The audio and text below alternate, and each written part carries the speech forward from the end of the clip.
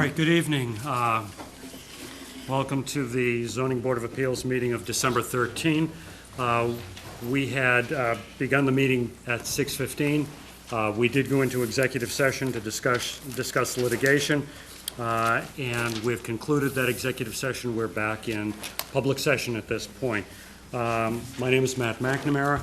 To my right is Patty Johnson, who is a voting member of the board. To my left is Tricia Favuli, who is the clerk of the board. To her left is Scott Zielinski, a voting member of the board. And to his left, David Haddad, who is an associate member of the board.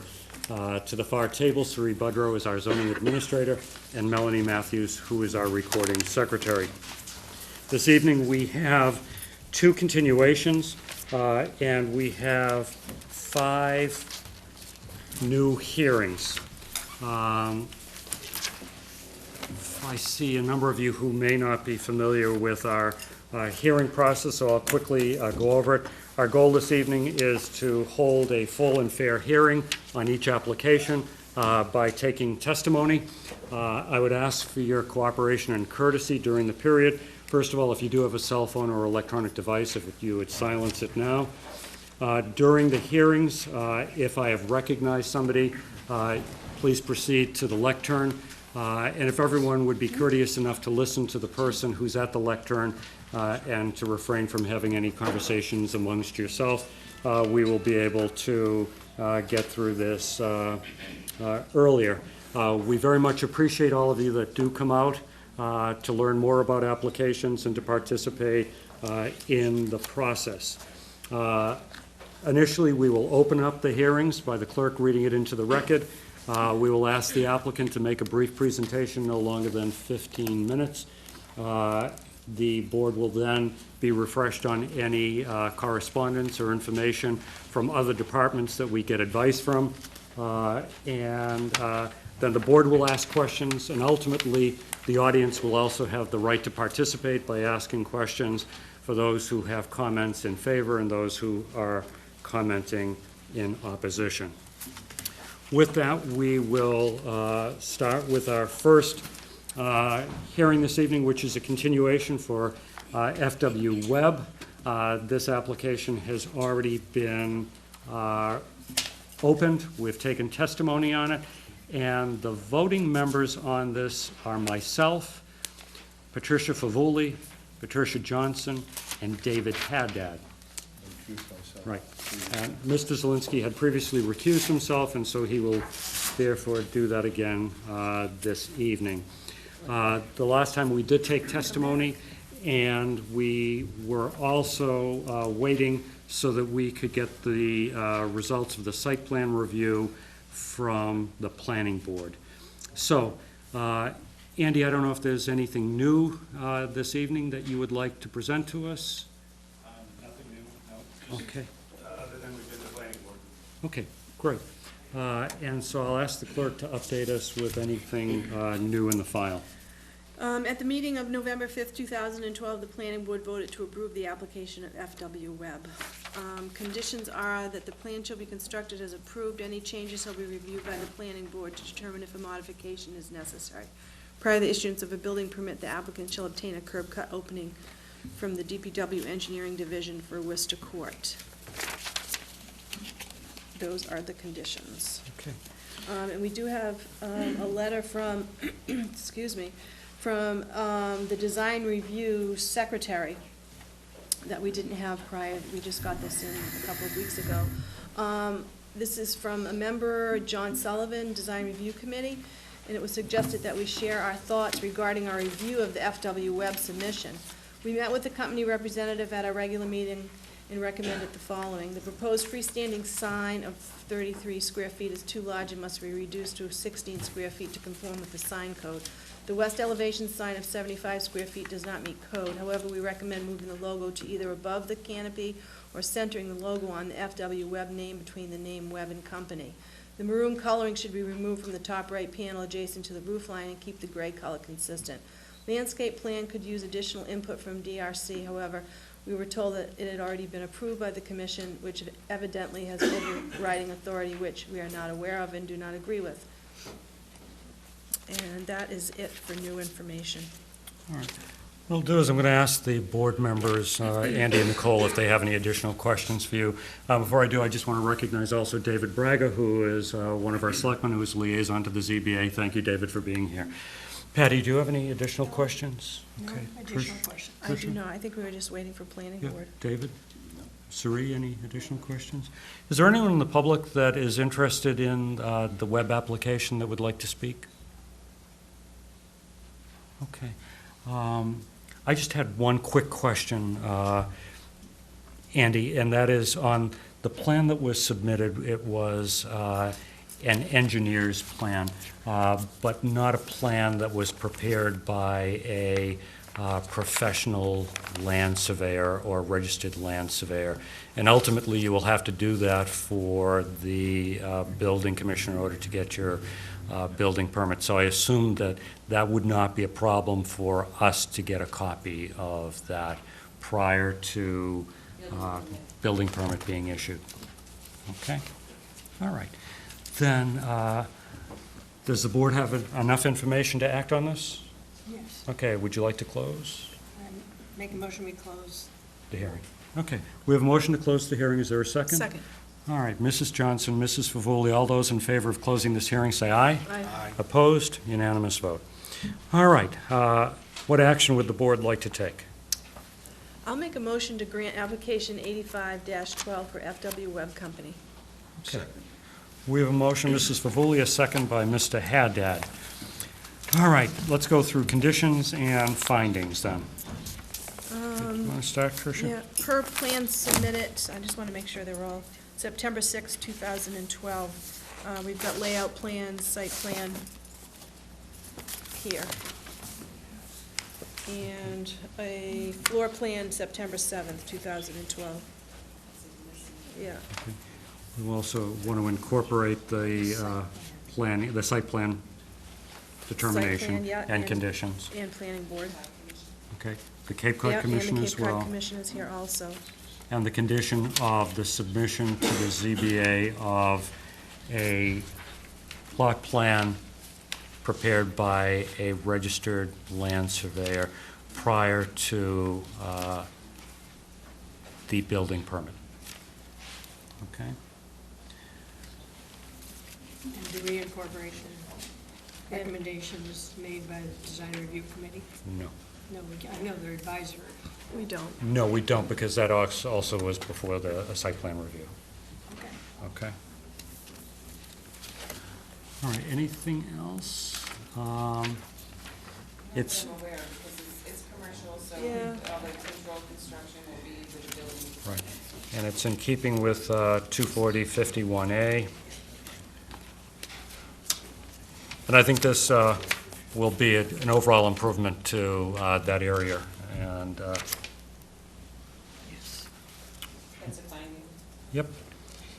And our usual 216. Yeah, there was nothing else And that any we had. deviation as well, right? Right. Okay. All right. Gentlemen, gentlemen, excuse me in the back, if you want to have a conversation, feel free to step outside, okay? All right, all those in favor say aye. Aye. Opposed? Unanimous vote. Good luck on that project. Thank you for working with the town. All right. Our next application is also a continuation, and this We need is to bring Scott back. and Scott, if you're out there, come on in. Thanks, Jim.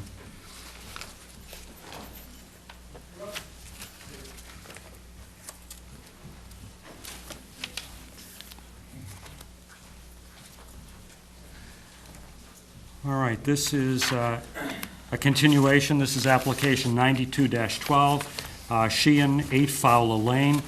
This has also been opened already, although there was no testimony given, and all of us will be voting members on this application. So, Jim?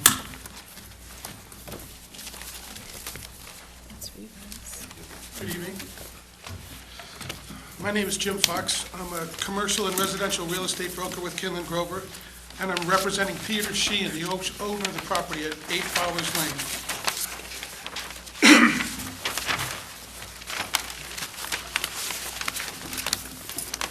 Go right ahead, Jim. I'm going to wait to get the plans open. Okay. 8 Fowler's Lane, we're looking for a special permit application under 24069E and 243. The property is zoned residential C. It's both in the B and the A floodplain. All the structures are in the B zone. The lot coverage by existing structures is 19.8. The lot coverage by existing structures and parking is 31.4. The proposed lot coverage goes to 21.2, and the total lot coverage for the existing proposed and parking will be 32.8. We are seeking a special permit because of a pre-existing non-conforming setback in the front yard. The existing setback's only 22.7, the minimum's 25. We're not touching the front at all, but that's why it is a pre-existing non-conforming building. And we're looking for relief under the lot coverage ratio. We're looking under 24069E. We're looking for relief for the 20% lot coverage. 8 Fowler's is on a small, narrow lot, and it's encumbered by the floodplain. We're proposing a modest 154 net square feet addition to the building, which is only 12 feet high. It's a dining area at the rear of the dwelling, which will not be seen from the public way. It'll be approximately 10 feet below the highest point of the ridge line and in the shadow of the existing structure. The rear yard has perimeter hedges over 12 feet high, so the addition will not be seen from the neighbors' yards. It is a dining area addition and not a bedroom, so it doesn't have any impact on nitrogen loading. This addition really fits on Fowler's Lane. After the addition, 8 Fowler's Lane will still be the smallest house on Fowler's Lane. 8 Fowler's will be 2,078, 3 Fowler's is 2,100, 9 Fowler's is 2,082, and 15 Fowler's is 3,496. So 8 Fowler's will still be the smallest house in the street.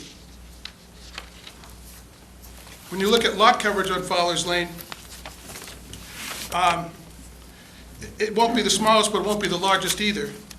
3 Fowler's is 24.16% lot coverage right now. It has many additions out the back. And 9 Fowler's is 17.8, and 214 Mill Road is 18.15.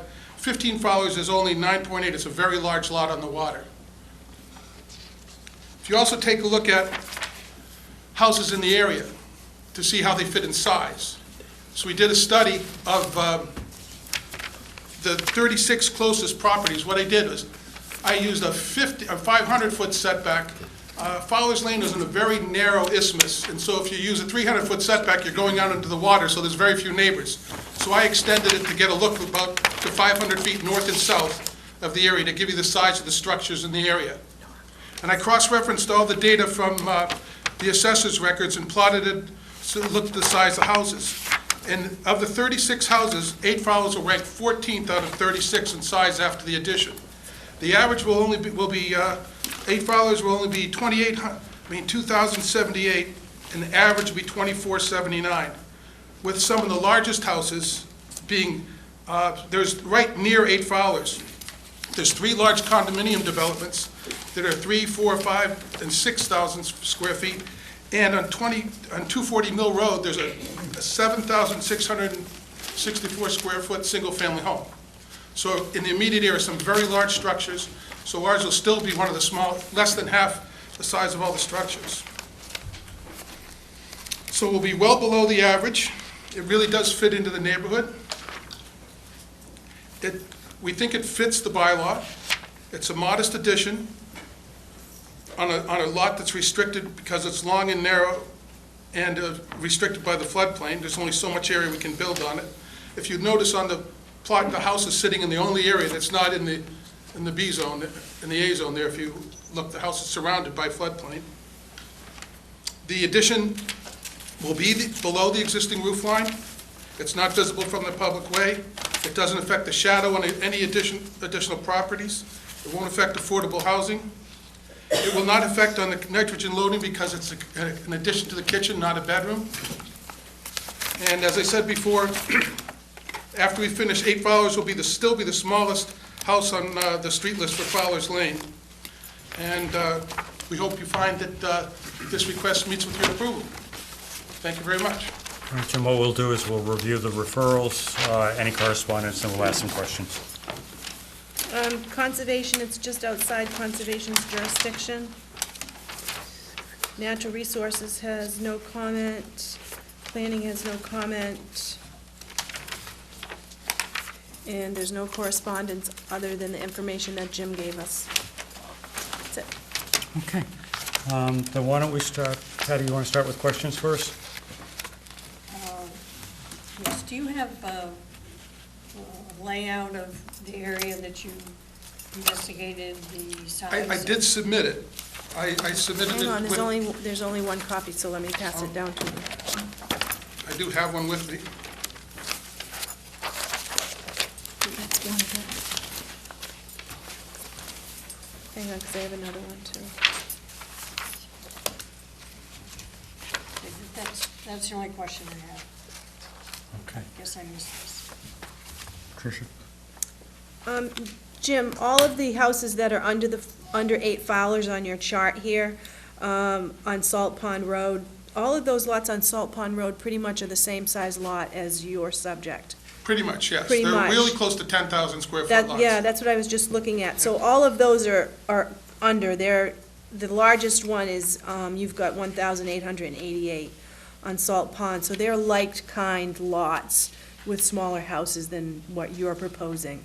Most of the other lots that you have on here that are higher, with the exception of, I think, 2, are on bigger lots. Absolutely. Okay, I just wanted I to know. only if did you- the lot coverage, it's a hard calculation to do, so I did it just for the ones on Fowler's Lane, and I just did the total building size as I looking at sheer mass and whatnot, just to show that this addition is very modest and very small compared to the other houses in the neighborhood. Right, okay.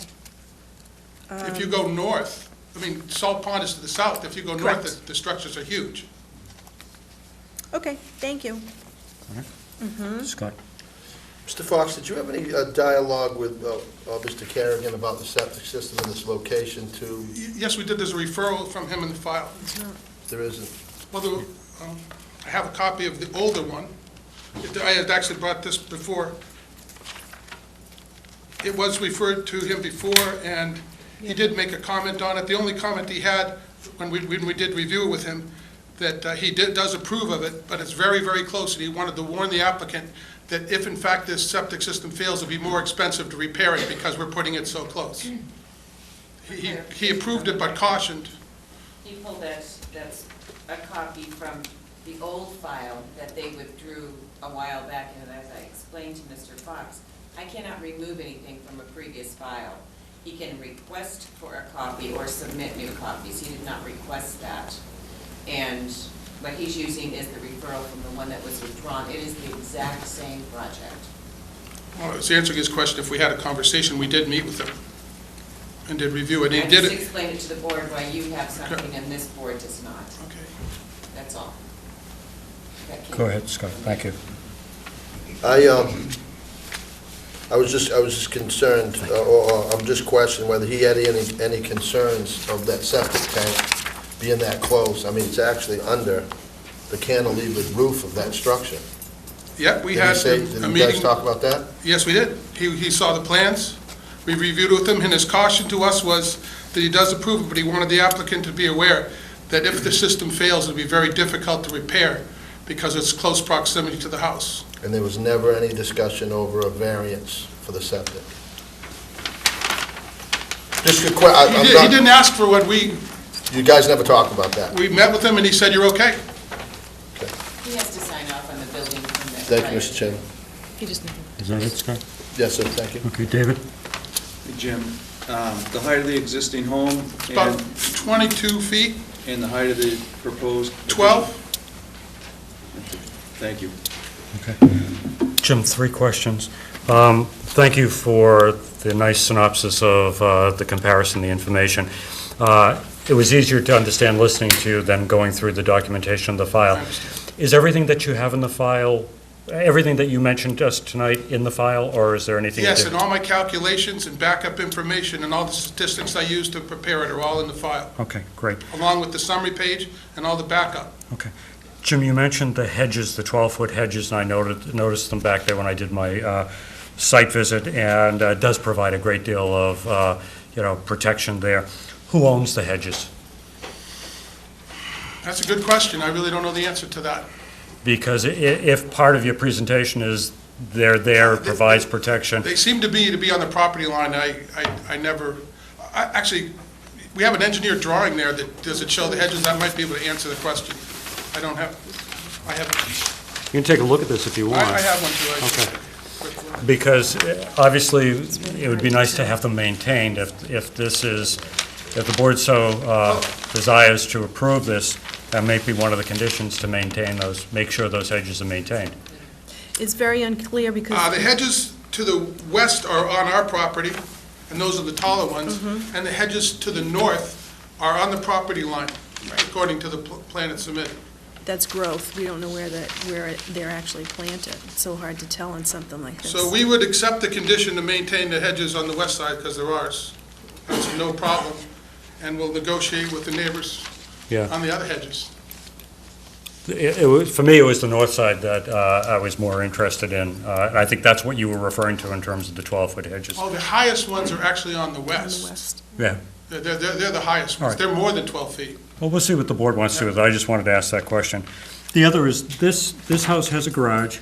Does it have a basement, Jim? It has a full basement, And is that used for storage currently? just for storage. Are there any, I guess where I want to go with this is, do you anticipate that the applicant will need any additional storage? For example, sheds, outbuildings, things like that? No, it's a very large two-car garage and a really big full basement. Okay, We don't think, especially, no, okay, no need for it. fine. I have no other questions. Sari, do you have any questions? No, I don't. All right. Is there anyone here that would like to speak in opposition or ask questions related to the Sheehan property? Ron, you're not waving your hand at me, are you? Okay, thanks. Yeah, or you are, but you just don't want to speak. That's okay, too. Anyone in favor of this application that would like to speak? Anyone have any general questions? Okay. Board have enough information? Okay. I'll entertain a motion to close this hearing then. Motion to close. Second. All right, Mrs. Favuli, Mr. Zelinski, all those in favor of closing this hearing, say aye. Aye. Opposed? Unanimous vote. All right, what action would the board like to take? Unless anybody has discussion, I will make a motion. Do you have discussion prior to a I motion? just have a comment. Sure. Keeping in mind that David has got to sign off on this, the footprint of this shows it not 2 feet outside of the active septic system. I mean, and I don't know if that can be conditioned or whatever, it's just I hope that it is addressed when he signs off on it. What condition are you speaking of, a condition relative to? Well, the it's just, septic? I've never seen a structure this close to an active septic field before on a set of plans, and there's no correspondence, and I have to ask myself. David's pretty good about, I mean, he's let them be aware of it, and he will state something on the building permit. And I think also the applicant acknowledged I understand. whatever the risk might be. And the record And shows- if it's within 10 feet, you need the variance and the, Depending on the foundation. Right. And that Exactly. goes after this process. Yes. I think That's part of the building from a permit. zoning perspective, we're protected because there will be the checks and balances That's of right. the health permit. Right, they can't Thank get you. their permit if this is an issue. That's good. Okay. Thank you. Any other comments about the 20% coverage or anything? Okay. Then what action would the board like to take? I'll make a motion to grant applicant 97-12 for Peter Sheehan. All right, we have a Second it. motion. Mrs. Favuli, Mrs. Johnson, seconded. All right, what are the conditions and the findings? As plans submitted on October 2nd, 2012. Okay, per plan submitted. We also have plans submitted October 9th, 2012, for the addition. Since this is the only set of plans that have been submitted, I think we can be safe in saying per plan submitted, okay? As long as you follow through with the other conditions, like Right. no detriment. Right. Okay, Do you want to talk about the shrubs? talk about the shrubs. You had an issue with the shrubs No, for I just- maintenance? One of what I brought up was the fact that it was brought up by the applicant himself. It does provide a very nice buffer. Absolutely. I'd hate to see that very nice buffer, and we expand based on that testimony, allow the expansion based on that testimony to at some point be cut down or die or whatever else. To be So, maintained at a certain height.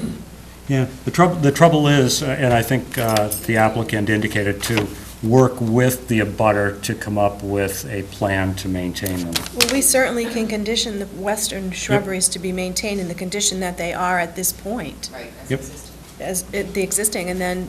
That's the west side, right? That's the west side. It is. And then the north side letter findings show that the applicant's amenable to working with the neighbors on maintaining. To maintain. The north side. Mhm. Yep, yep. Yeah, I think that covers it. But also, I wanted to bring up the reason I asked the question about the need for any additional storage.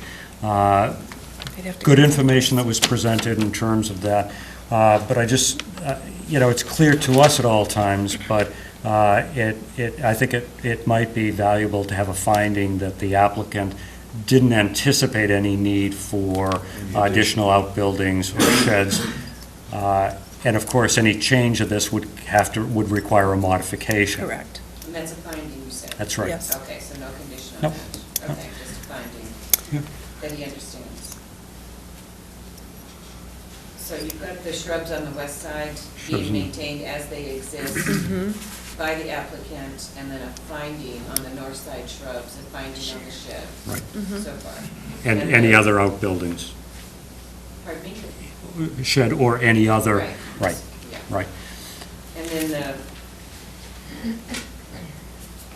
The addition to have no sleeping accommodations. No additional bedrooms. Yep. Okay. All right, in terms of the findings, I think not only does it meet the requirements of our policy and 240-69E,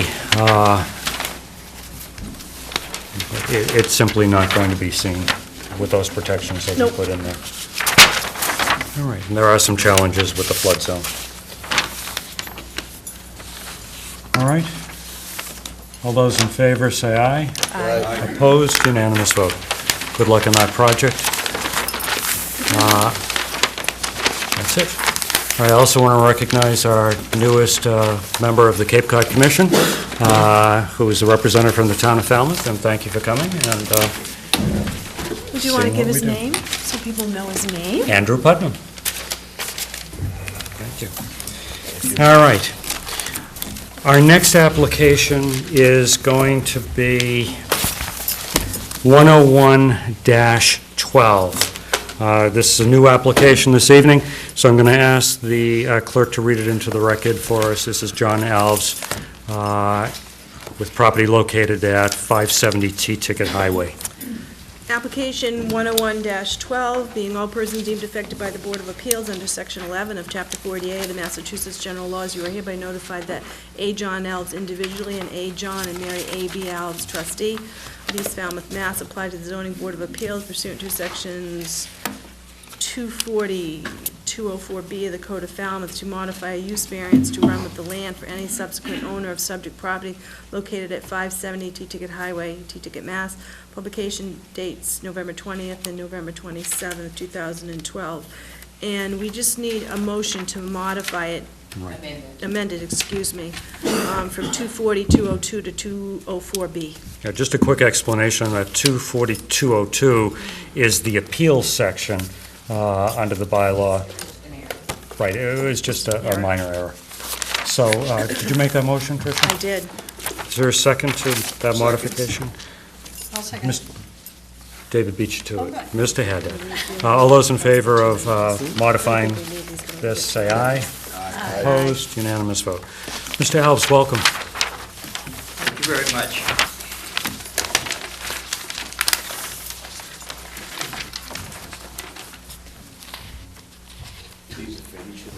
Thank you very much, John.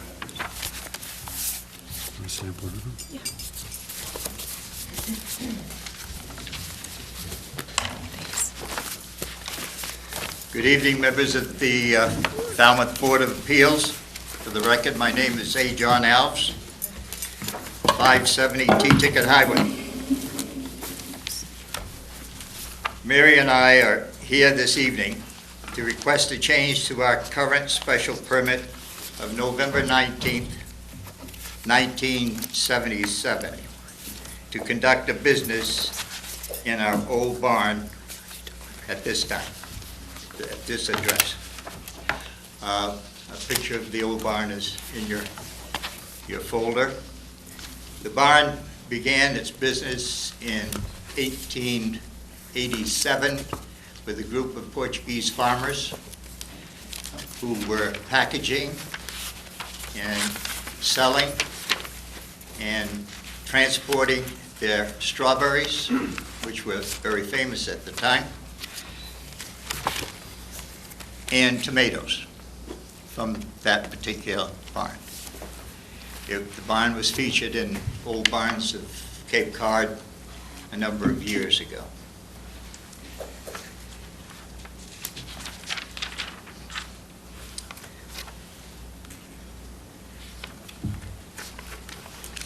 Since the inception of the variance, many changes have occurred in this area, as you can see by this placard on the stand. This permit was awarded to Mary and I as individuals by the Board of Appeals and not with the land. We have owned this property, or land, for 40 years or more, or less. We are now here to appeal the decision of the Board of Appeals then as to whether 27H8 permit to conduct a business on the land. Our request is that the new permit be with the land, not the individual. However, as you well know, the reason for that is that we're going to die. And as we die, the permit is no longer good. And I have 3 sons that were born here, and I would like to have them have the opportunity to stay on Cape Cod.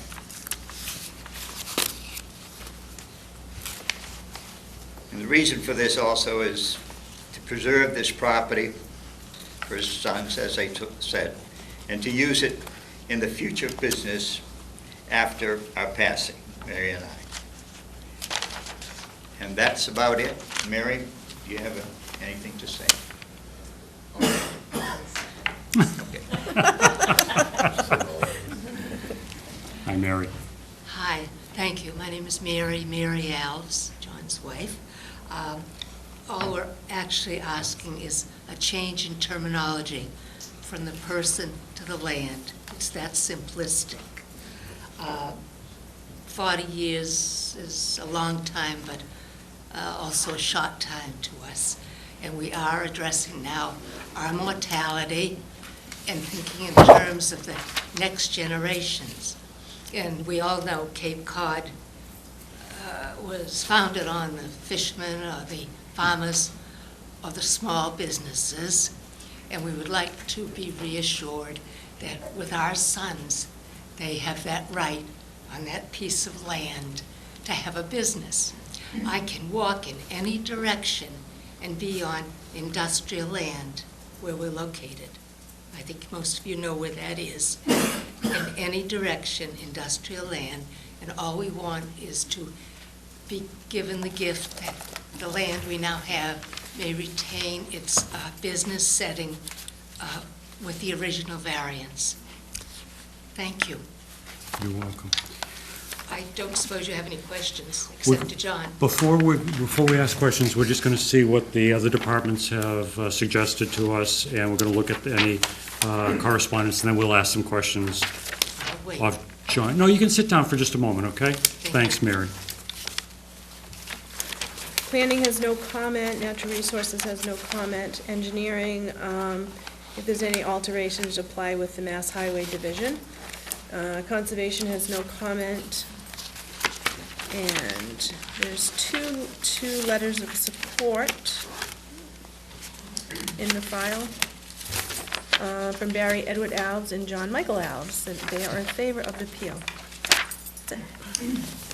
Okay. Just quickly, John, before I ask the board members to ask questions of you, you mentioned appealing the original variance, but actually you're looking for a modification of that. It's a modification to the original one, going from an individual Yep, to the land. right, but not an appeal because that wouldn't have been timely. Right, right. Okay, very good. Scott, do you want to start for us? May I reserve my Certainly. question? David? No questions, thanks. Tricia? No, I understand what they're trying to do, I have no questions. Patty? How, the use variance allowed the use of a barn that was to be built. It sounds like to be built to store the antiques and other things. How- When I look at the site on the ground, that's not the same structure that's there now. It certainly is. Well, There's two barns. well, I know there are two barns. Go ahead.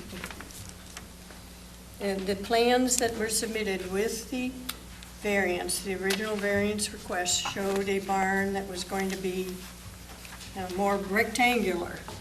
But this doesn't look rectangular anymore. No, that was built years ago for hay, the one All right. barn two.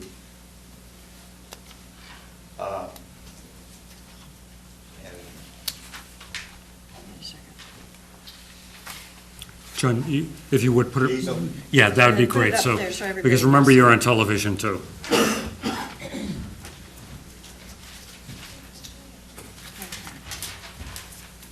And John, I'm going to hate to make it more difficult for you, but can you carry the microphone with you? Just take it by hand, because again, you're on FCTV. Thank you.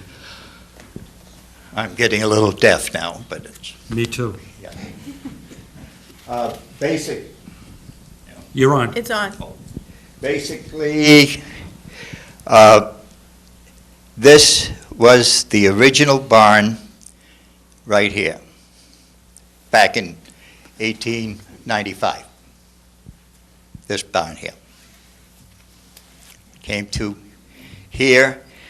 This piece was added on 20 years ago or better. This piece was added on from my wife's garage, which she never used, about the same period. This was another garage that I decided to build for her car, which unfortunately got filled up with other people's belongings. This barn was a hay barn when I had cattle and sheep and so forth on the property. This was a strawberry shed, and there's also a vegetable sale building right by Route 28 that is not on this map because it was built after the site plan. And it's right here. And what's the date of that site? Oh, That's exactly This what I date wanted. here is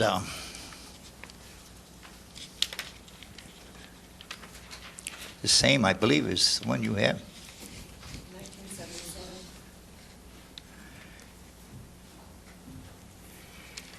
Let's see, It's 1977. which was it? 1977, John. The one you have right there, 1977. This one? Yes. Mm-hmm. Original one. Okay. I submitted 4 large copies of the plot plan. They're in the file.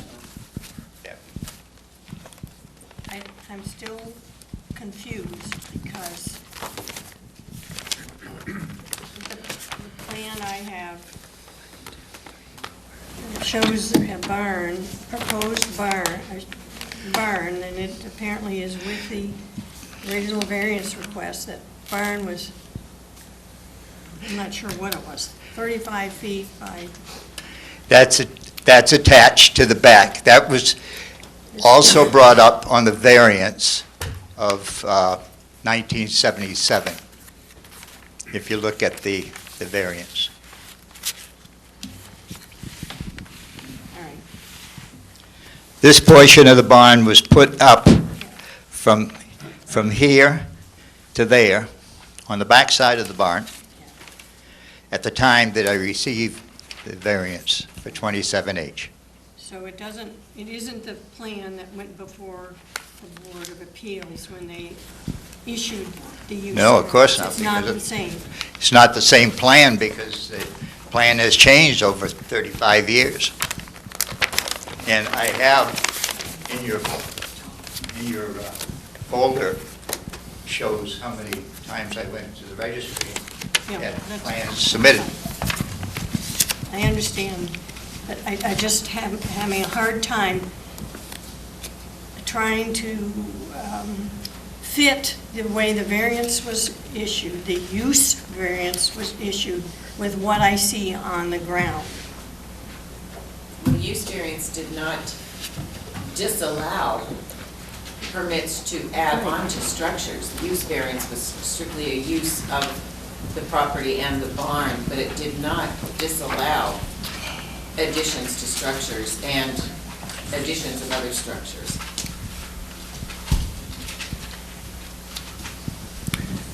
But the use variance is for storage, business to be operated in, I would What assume, the existed- building that was allowed What to be built. existed at that time, but it does not state anywhere in there that they cannot add on to the structure, add other structures to the property.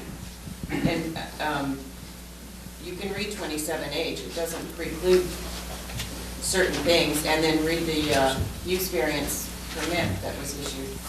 And if I just can, use variances no longer exist in the town of Oh, Falmouth. oh, This I know. is something that changed in the 80s. And in many ways, it looks like a special permit in terms of having the site plan, but it really isn't. It was a variance in terms of a use that wouldn't have otherwise been allowed in that district. So it looks like a hybrid to us, but it isn't. So it's a use of the entire property, not just the building that was allowed by the correct. use? Correct. Okay. The Okay? entire property to be used as a business that was defined as antiques and Used furniture. used furniture. Now called secondhand. But at the time, that's what it did say. That's what it says. So what are we, tell me, All right, I think... want to understand Right. what, What Mr. Alves is applying for is a change to that variance which allowed for that use of antiques and used furniture on that property just for them as individuals. And he's asking for the variance to go with the land rather than just with the individuals. Which is the case in most use variances. I have to think. Yep. Some other questions. All right, we'll do that. Let me think. We've already asked questions, asked questions, asked questions. Okay, thank you. All right. It's, Excuse me for a minute.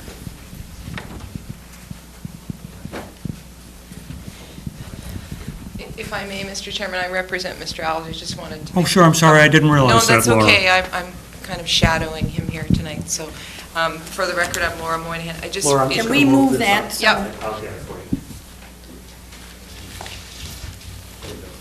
Just to assist Mrs. Johnson in her questions, when this variance was granted in 1977, under that former bylaw, the Board of Appeals had the right to condition permits in various ways. They did have the right to say it could run with the land. They did have the right to say it could run with the life of the individual. In 1979, the bylaw was amended, and there's a specific provision in the bylaw now that gives you the authority under the relevant section to modify those previous use variances and conditions. So technically speaking, you have the right to do that.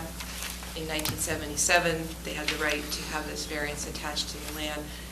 Nowadays, the courts have said that these types of conditions on variances that limit it to the life of individuals are not allowed. So variances now do typically run with the land, as you know. So in any event, that's the request. While she's processing that, I had a couple of questions, okay? The original variance, John, you can stand right behind there, that's fine, did talk about antiques and used furniture. Could you run down the list of uses at that property right now? Basically, I have a friend that, because of the economic conditions that everyone knows about, has parked a number of vehicles of his business back there at no cost to him. It's free gratis. I owned myself 2 tractors, 3 trailers in association with the particular business of taking a whole house full of merchandise and trying to put it in the barn. And the tenants has 1 car. There's one of the pop-up garages that has a 1962 Cadillac convertible in it, which is his, that he uses to go back and forth to the store. Other uses were growing tomatoes, 3,500 plants the last year that we had it prior to the Clipper Ship Landing project. And we sold them from the front lawn off of an old wagon. Basically, back then it was a lot of cottage industries and on the Cape that made the Cape what it is, I guess, today, for good or bad. Okay. Can I just clarify a couple of things, just so I can make sure that I understand it? Okay. Are you saying that one of the uses right now, even though there's no charge for it, is vehicle storage? It's his garage. He drives the car and he puts it in this garage. Okay. So he's a tenant, and He's a tenant, right. you lease out the garage? Yeah. What about the parked vehicles you mentioned? The park belonged to a landscaper here in town. And he's a friend of mine, and he does work for me on time to time on tree and landscaping on our properties here in the town. And I basically saying he's working there, fine, he can put his trucks there. Sometimes he has 2 or 3 extra trucks there, which I talked to him about, but that's basically a different. Okay. And sorry to keep asking more, John, but is he actually operating a landscape business in back of your house there? Well, he goes in with his truck and comes out with a trailer. He doesn't get mail there. No, but is he storing materials there that? Just the vehicles. He has plows, some snow plows. Okay. And I have the compost piles and that type of thing for our properties. John, is that something that's going to be just short-term, or? Very short. What do you mean by very short? Depends on the board. Okay. Actually, it doesn't depend on this particular board. This is only for the land portion, but on a contractor's yard, I have to go to the building department and get it rezoned to light industrial. So it won't, it just can't happen at this time. All right. Don't run to any judgments, they're just questions right now that we're just gathering information. Laura? Yeah, just to add to what Mr. Alves said, I think he's had some discussions with the building department about that. I think those are going to be ongoing in terms of if any approvals are required, and if they are, At that time, he would perhaps maybe have to come back to this board, but for the time being, it would be in the hands of the building commissioner. I haven't spoken to the building commissioner myself about it yet, and what level it gives rise to in terms of whether it is contractor storage or not, but certainly whatever decision the building commissioner makes, Mr. Alves may be back, or that may stop. Thanks, Laura. Okay. Patty, did you have any other questions? No. Okay. Any other board members? Sari? I'm all set. Okay. Is there anyone here that would like to speak in opposition to this application? And this is just to continue what has been allowed in the past, to go with the land, basically in perpetuity, and not to just stop with the current ownership. Okay? Anyone in favor of the application? Okay. In favor of the application. I would hope so, Mary. Did you want to speak to it, or? No. Okay, thank you very much. All right. That's it. Does the board need additional information? I'm all set. Do you want to have discussion about this? I would. Okay. Let's do that before we close, and that way, if there's any additional information, we can always ask you for it, okay? Go ahead, Patty. I understand use variances because we've had them in Falmouth before, and they've been changed, the conditions on it. However, this just seems to be another blank check. If we let it go on the way it is, to me, it looks like it's not, the property isn't being used by the owners, and they're the same, I know that, as the use variance permitted. I mean, it just looks like everything there. I don't know what anybody else, so I'm just a little bit worried about how much of a blank check this is. Okay. Before everyone else, let's break it down into a couple of things. One is what use, I think you're raising, what uses are currently going on. That's why I asked the question myself about what uses. Then we have the other issue of if certainly there was antiques and used furniture that was allowed, do we have a problem with it continuing with that land? Okay, so those are sort of the two issues that have been raised so far. What else, folks? I don't have a problem with any of the uses. I don't have a problem with any of the uses either. He has storage of antiques and used furniture. That is certainly, if you looked in any of those barns, it's full of used furniture.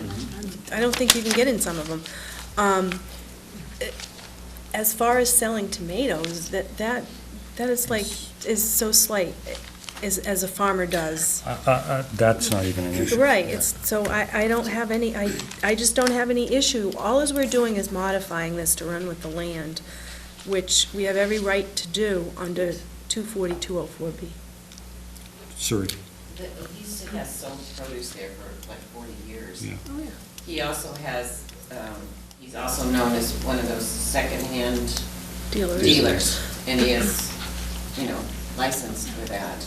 And it's basically, that's kind of what took the place of what he's allowed for, and that gives him more leeway if you've ever looked at one of those licenses. I think the value of having the discussion about the uses, though, will make it clear what we recognize as being allowable. Honestly, my issue is, I have no problem with it continuing to run with the land. I have no problem with the uses that were approved previously or those that have sort of morphed within that definition. What used to be known as antiques before is now secondhand today. Sorry, but that's the way it is. More of my concern, though, is the operation of a landscaping business or potentially contractor storage or whatever. That's my concern, because I think this is a general residence district. If we were to look at a home-based service business, that would be a very specific special permit. We'd be looking at different conditions. So I don't have a problem with all of the other uses. What I have a problem with more is what one might classify as a home-based service business, or what Mr. Alves or Ms. Moynihan suggested might even be contractor storage. So that's my only hang-up, to be honest with you. But that's not what's in front of us. Those issues are not in front of us, and that's not what we're modifying. Absolutely. Correct. But For the record. absolutely. And I think you'd never see that in the condition, but I think it's Correct. worthy of having the discussion so that it So the applicant's isn't. aware of that. That's right, and it isn't an understanding that if the board should vote to, as it's now called in the, extend in terms of the, in terms of limited time, even the limited time is their life. So, I mean, that's what we're doing, but it shouldn't be read into as saying that it's also allowing everything that might be there.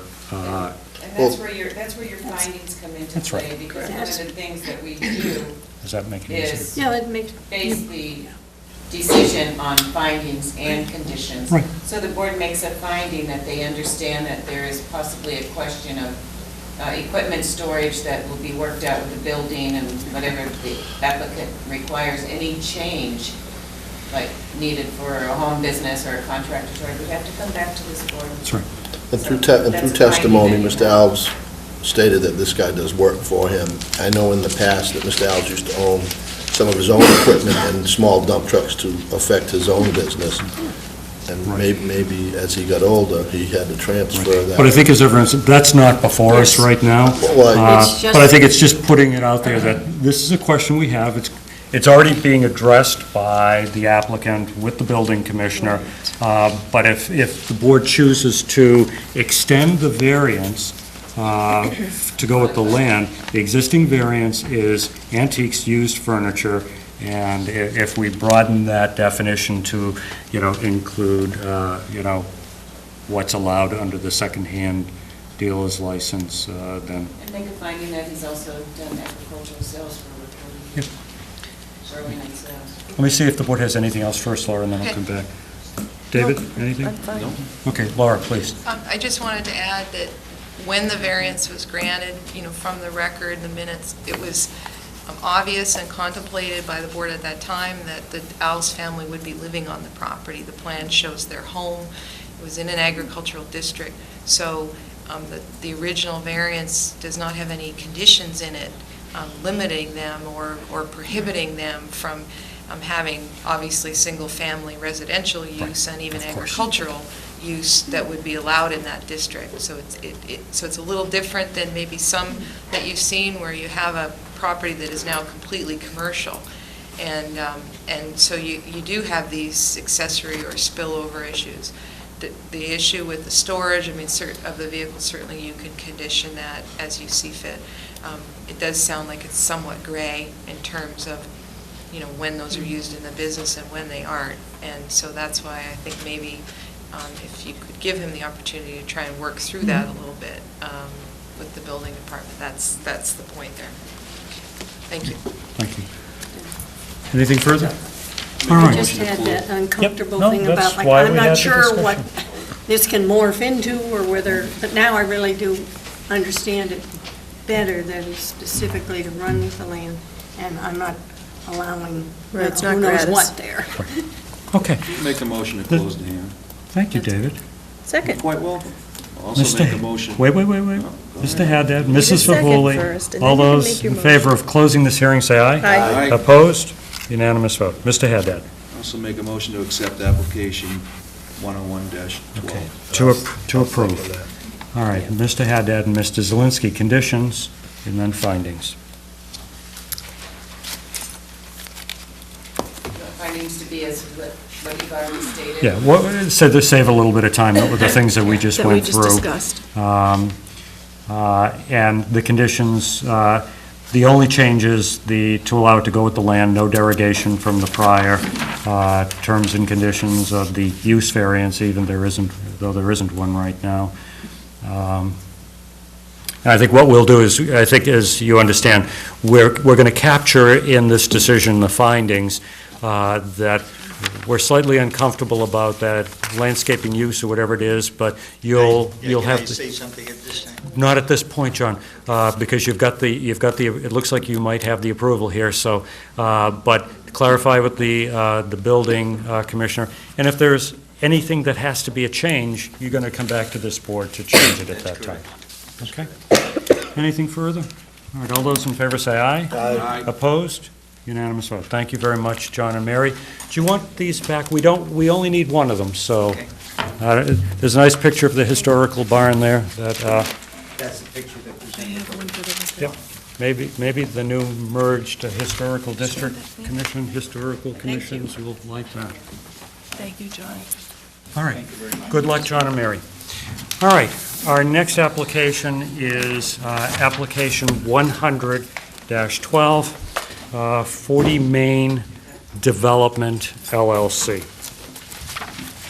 Application 100-12, being all persons deemed affected by the Board of Appeals under Section 11 of Chapter 48 of the Mass General Law, you are hereby notified that 40 Main Development LLC, Falmouth, Mass, applied to the Zoning Board of Appeals for a modification of Special Permit 65-09 pursuant to Sections 243C, 24109B of the Code of Falmouth to convert existing commercial accommodations into 2 duplex buildings on subject property located at 40 Main Street, Falmouth, Mass. Publication dates November 20th and November 27th, 2012. Good evening, Mr. Ahmed.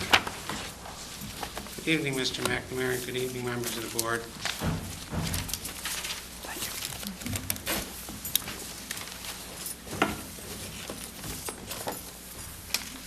As you know, but for your record, I'm Bob Ahmed. I'm a Falmouth attorney, and I represent the applicant. The applicant is a Massachusetts LLC, a limited liability company, 40 Main Development LLC, which purchased the property at 40 Main Street at the corner of Hewins and Main Street, or an area called West Main Street, earlier this year. And for many years, since 1988, the property has been a commercial accommodations. The property has a large house that's right on the corner, and also a very large 2-story second building, which was a carriage house. Now, this is an old and historic property. It was built in the first half of the 19th century. It's prominently featured in the Book of Falmouth. There's a picture of it from 1958, before it had some of the small additions that it has. And also I have a picture to give you of the property around the turn of the century, when it was owned by John Crocker. And what's really remarkable about the picture is how similar the house continues to look today, especially now that in the last month the vegetation overgrowing around the house has been removed, and this historic picture doesn't show any foundation plantings or the like. Thank you.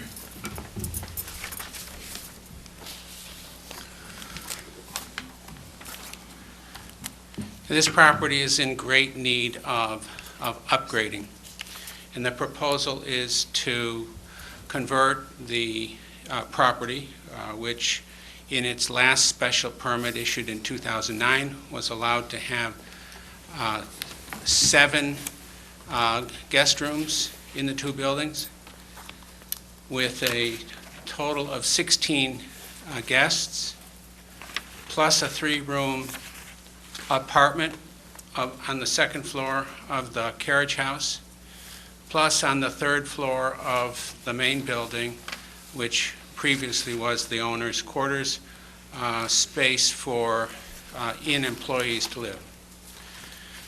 The business has not been good, was not good, and the owner sold it. And the costs of properly renovating this building are a little short of astronomical. The building is basically, both buildings will be completely stripped on the outside because all of the surfaces are covered by lead paint. In the interior of the main building, the inside will be gutted. Existing insulation is the horsehair insulation of years ago, which has asbestos in it.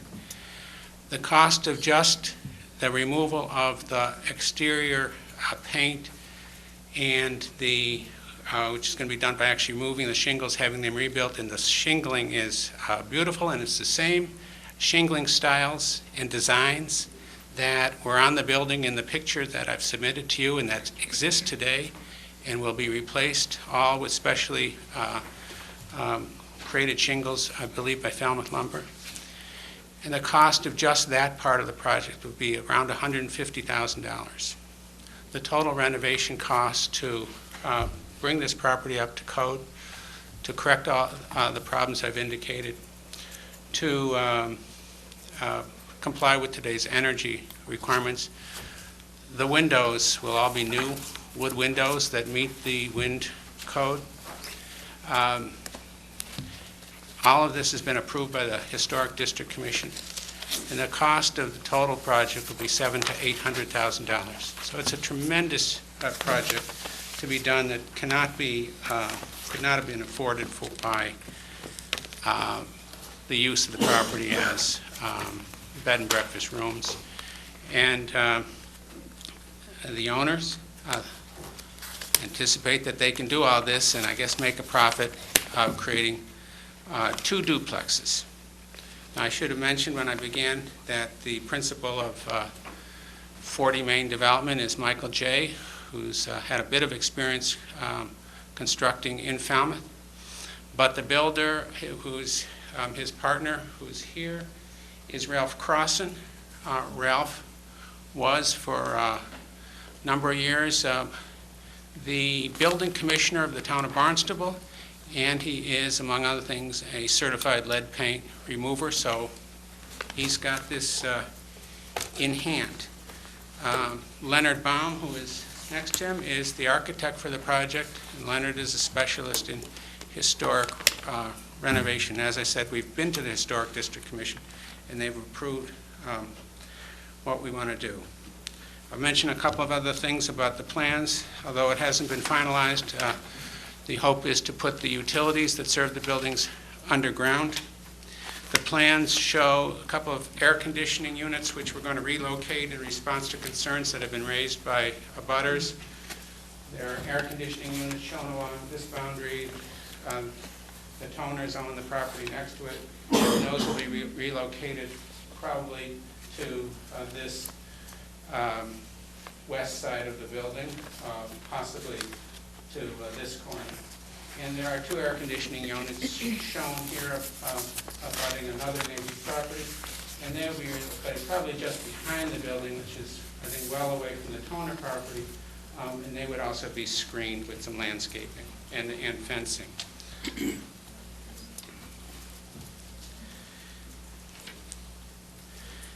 Now, in some respects, this project is a bit like a project that was approved for Bill Fender in the middle of this year. The Al March Inn had rooms on about the same size, commercial accommodation rooms, which the board allowed to be removed, to be replaced by 2 duplex buildings, 2 new buildings. Now, we're not replacing buildings. We're going to actually restore these historically significant buildings. And the impact of this project will all be beneficial, and I don't see in any way more detrimental than what exists today. There'll be a total number of 8 bedrooms. Presently, there are 7 bedrooms for guests, plus the apartment, plus employee quarters. So there'll be a reduction in number of bedrooms, reduction in the number in the occupancy of the building. The Board of Appeals in its previous decisions required 10 parking spaces. Only 2 parking spaces are required for each dwelling unit, so there'll be a total of 8 in their conforming spaces that are shown on the plan. We do request, and have included in the application, that the board allow the alternate surface parking, a gravel parking lot instead of paving. And we think that's consistent with the neighborhood, it's consistent with the history of this property. And I'd point out that though we're providing the 8 parking spaces on site, there is street parking available on Hewens Street in front of the property. And generally, except for street fairs and antiques and other events, there's plenty of parking downtown if somebody wants to visit.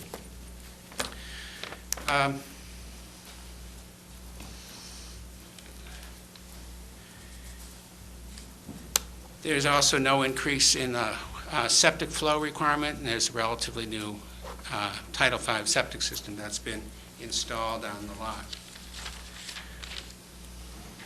Site plan review is not required for this project from the planning board because we're not adding 1,000 square feet nor increasing the parking requirements. As a matter of fact, we're going to reduce the footprint of the property. There is an extension of the building that includes a chimney here, and there is an exterior deck in this area. Those are both going to be removed.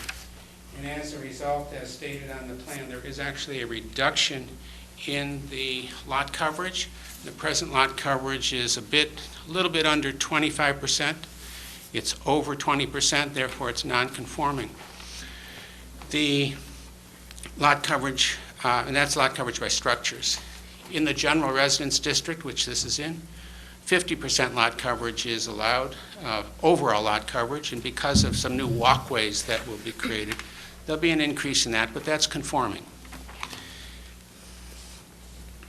Now, in this zoning district, duplexes are allowed by right. So a structure could have a duplex in here. I mean, this could be a duplex, for instance. And at one time, it did have apartments in it. It was used for decades by Dr. Tripp for his medical offices, and even after he moved out and moved to Greengate, his office was there, and there were also apartments in the building. I remember actually being in one because a family that my infant son was in a play group with lived there, and we would go visit in the apartments. In addition, by special permit in the general residence district, as in all residential districts, the Board of Appeals can approve the conversion of a building into up to 4 dwelling units.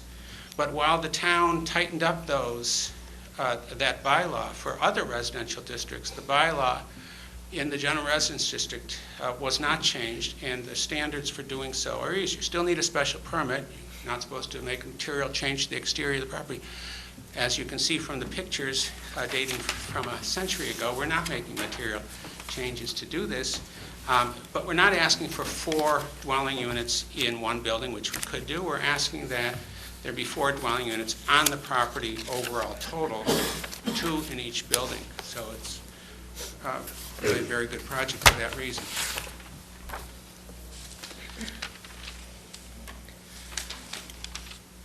You have in your file a copy of the decision of the Historic District Commission that was issued last month approving this project. Now, I think that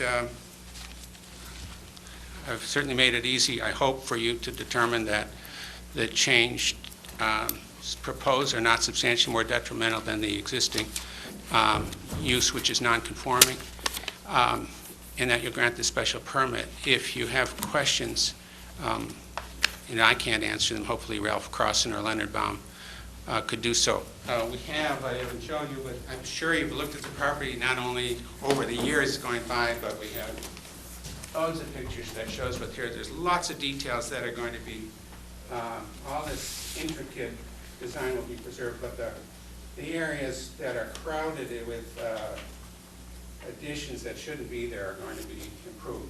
There will be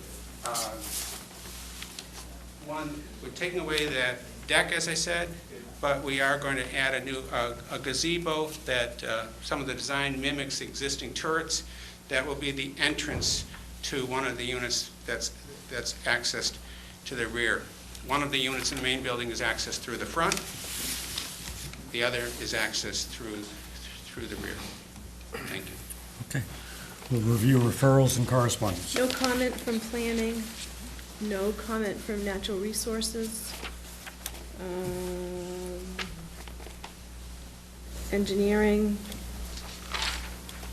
Any proposed work or utilities proposed in the public right-of-way need to be dealt with their department.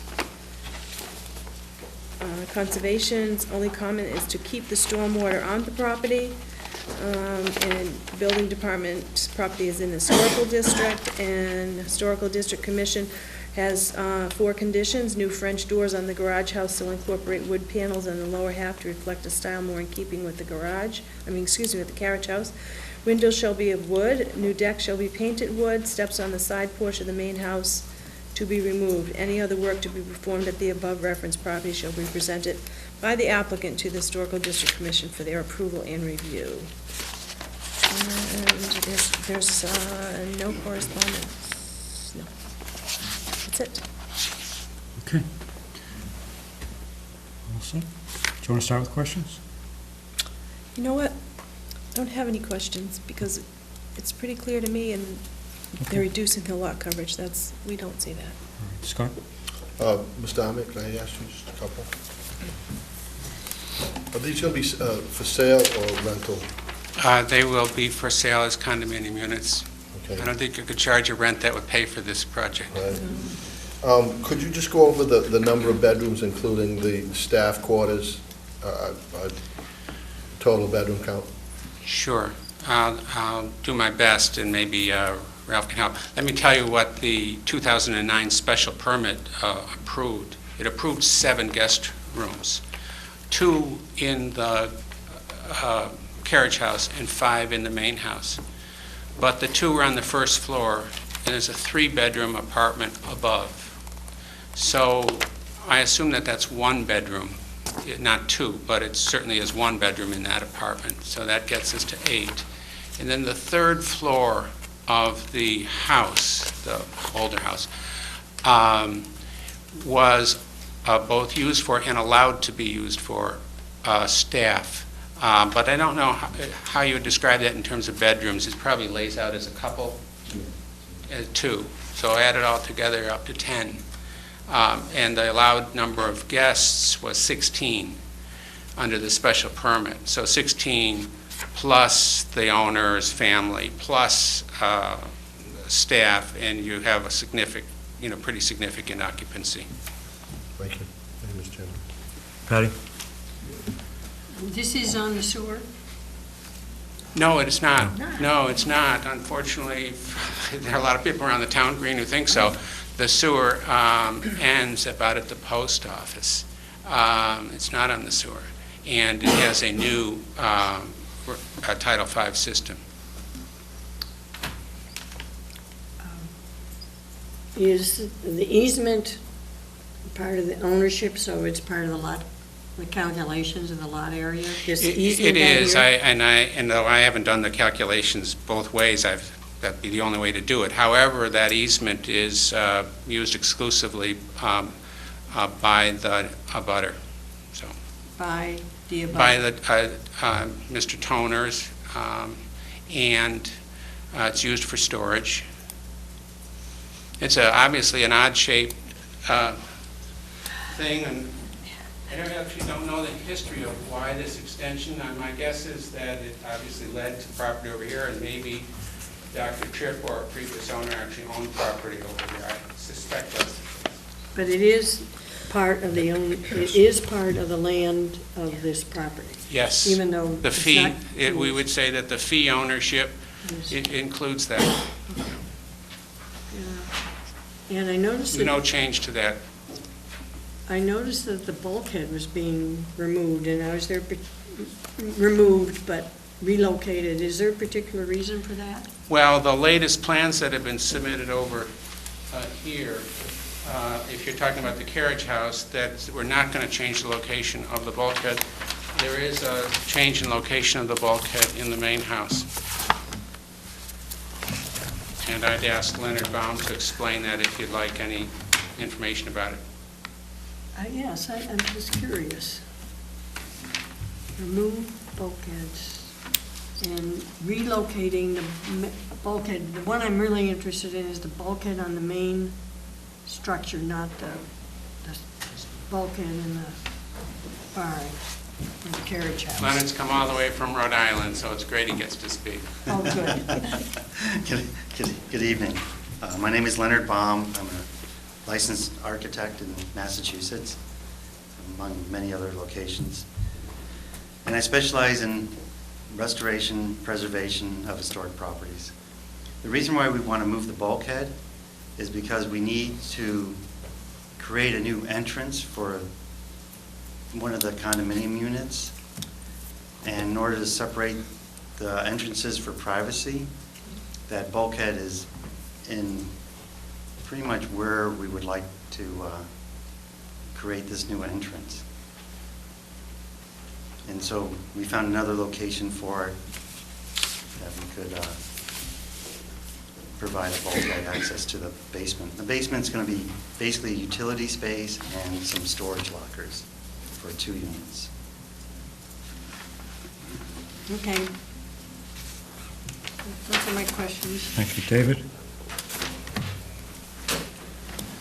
Bob, could you speak to how the storm water is being addressed? Dry wells, that sort of thing?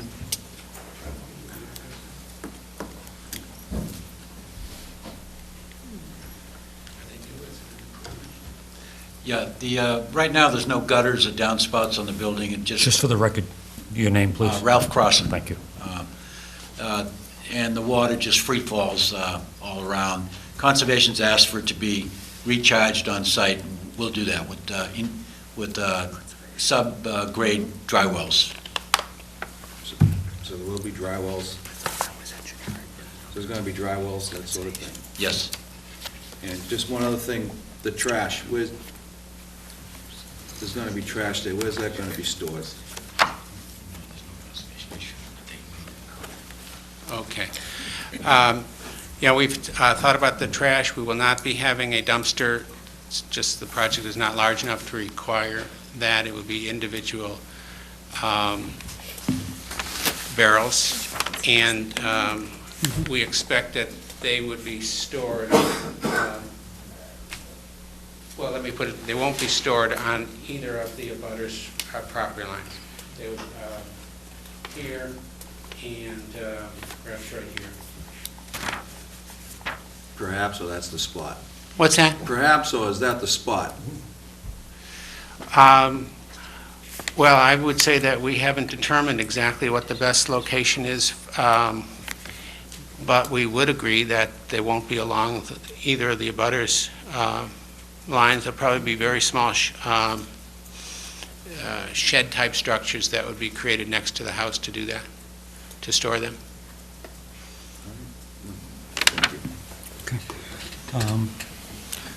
Bob, the only question I had was about the Historic District Commission's conditions. Which one? No, were they all acceptable to the applicant? Yes. Okay, thank you. Yeah.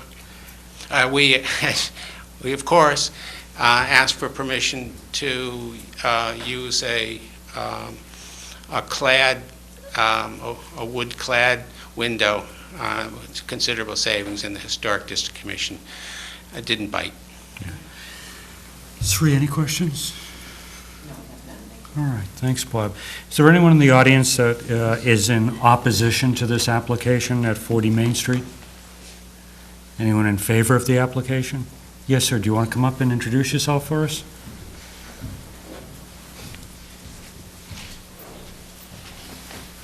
Good evening, Board. My name is James Toner. I live at 12 Hewen Street. I'm the abutter, as Mr. Emmett mentioned, to the north. And I wanted to say that I spoke to Mr. Jay, the owner, and appreciate the steps he's taking in meeting with the neighbors. And I appreciate moving one of the sets of air conditioning, outside air conditioning units. There were 2 proposed on that side of the main house, which is 3 feet from our property line. Mr. Emmett mentioned one was... Oh, thank you very much. That's what I was... we appreciate that. My only question, I heard for the first time, in the removal of the lead paint, my family is myself, wife, 3 children, 2 animals, and I'm just curious as to how extensive a procedure the lead paint removal was going to be with our house so close, bedrooms, pets, and so forth. So I'd appreciate a little more information on that. Sure thing. Thank you. And I think you're the only person that's asking a question, so we'll ask for them to respond right away, okay? Let me sit down. Yeah, sure. Thank you. Thank you very much, Mr. Toner. The lead paint removal involves all the exterior shingles and all the trim.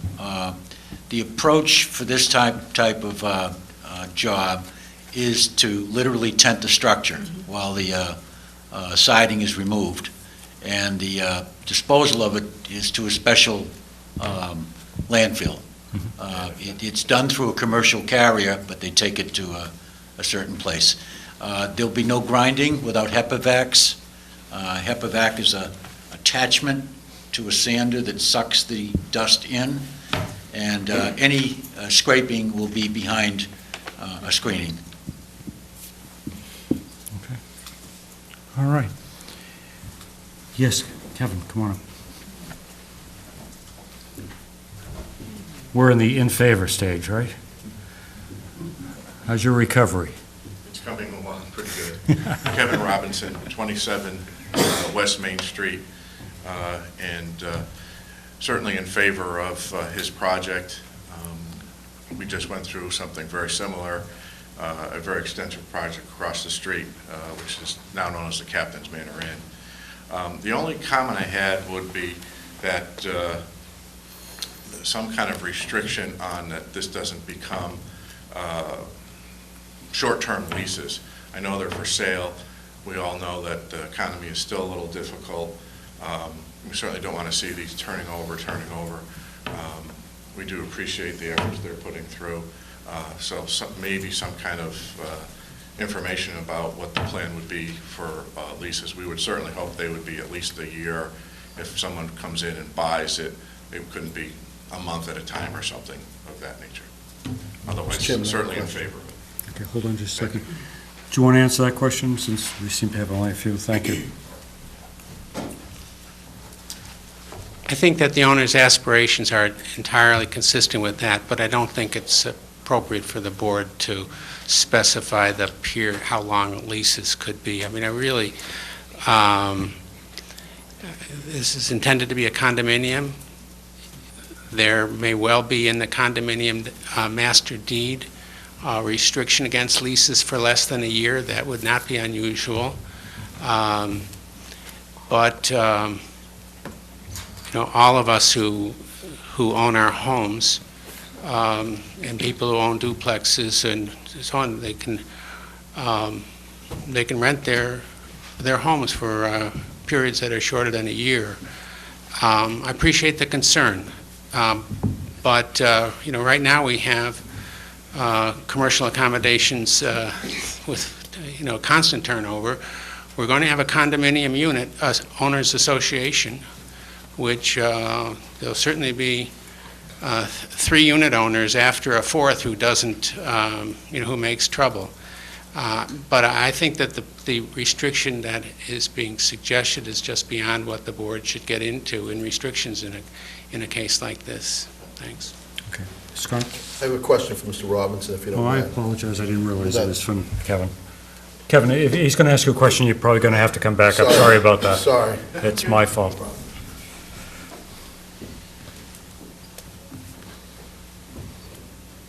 Mr. Robinson, how is the bed and breakfast business in that area been for you, business-wise? It's been good for us. I mean, it's a lot of work, and we're still building the business.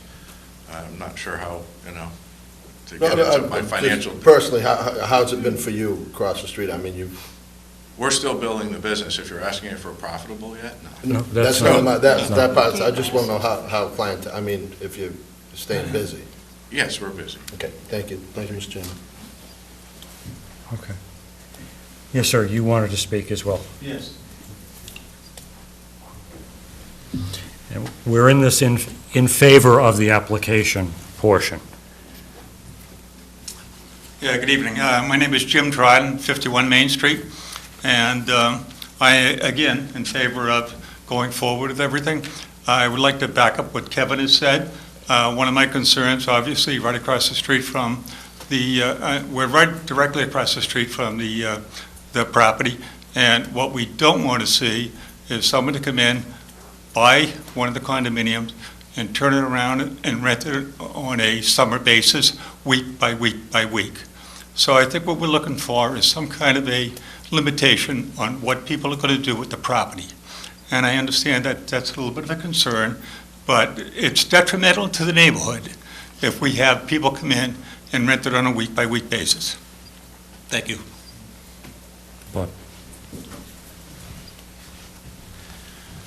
I think that if we make this very beneficial change, then it would be entirely appropriate to provide that the units cannot be used as commercial accommodations. That is, and I think week-to-week rentals are commercial accommodations. A prohibition against week-to-week rentals would be fine. I suggest that a prohibition against rentals of less than a month would be fine. And maybe that is a compromise everybody can feel comfortable with. I certainly don't think it would be right to prohibit an owner of a condominium unit for renting the unit for the summer, for instance, or for the winter, because there may be somebody who buys the property who has a second home. One would not be surprised if that was the result. So I hope that my suggestion would work. I'm sure we'll consider it. All right. Is there anyone else in the audience that would like to speak on this? Anyone have any questions about this application? Okay. Back to the board. Any further questions? Sari, you want to discuss this? I like the project. I think it's going to be nice, but I also have reservations with regards to the rental. I don't want to see a seasonal rental. I would, if it's going to be rented, I'd like to see it year-round. We've put that condition in many, many, many of our conversions, that it be limited to year-round rentals only. So. Or I think the terminology we've used in the past is no seasonal rental. Thank you, no seasonal rentals. Right. So that's where I would be going with it. Thoughts? I didn't realize that we could condition We've done it many times. We have, you know, the. ownership issues. It's not ownership, it's the use issues. Use. But the only thing, and I respect all of the folks that have spoken on this, but we're going from a bed and breakfast that allows for all of these rentals, and we're Conditioning it. condensing it down. Oh, bed and breakfast with Yeah. many units to rent, with a on-site manager controlling that situation. Mhm.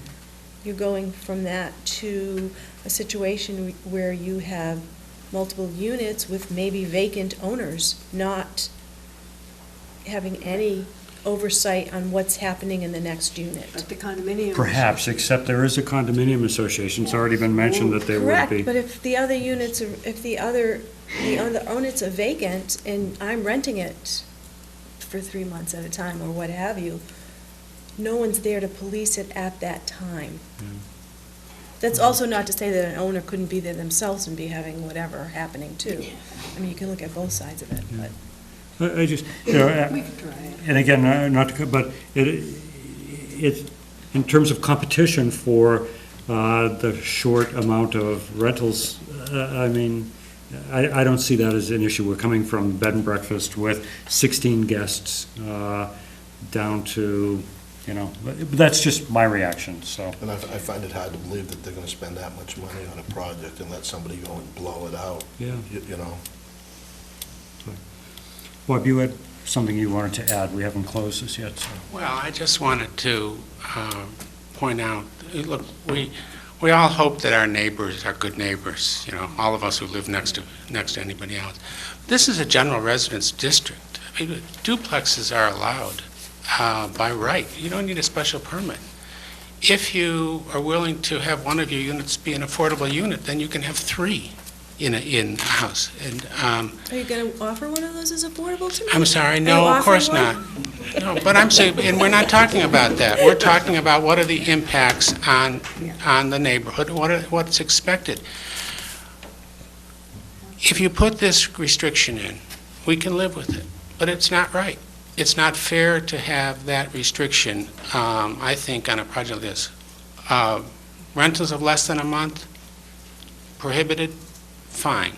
I think when you say you can't rent it for the summer, or if you go away and you want to rent it for the winter, that's just not right. And there's a need, I think, and it's a great location for this type of thing. I just think that's a mistake to do it. All right, anything else?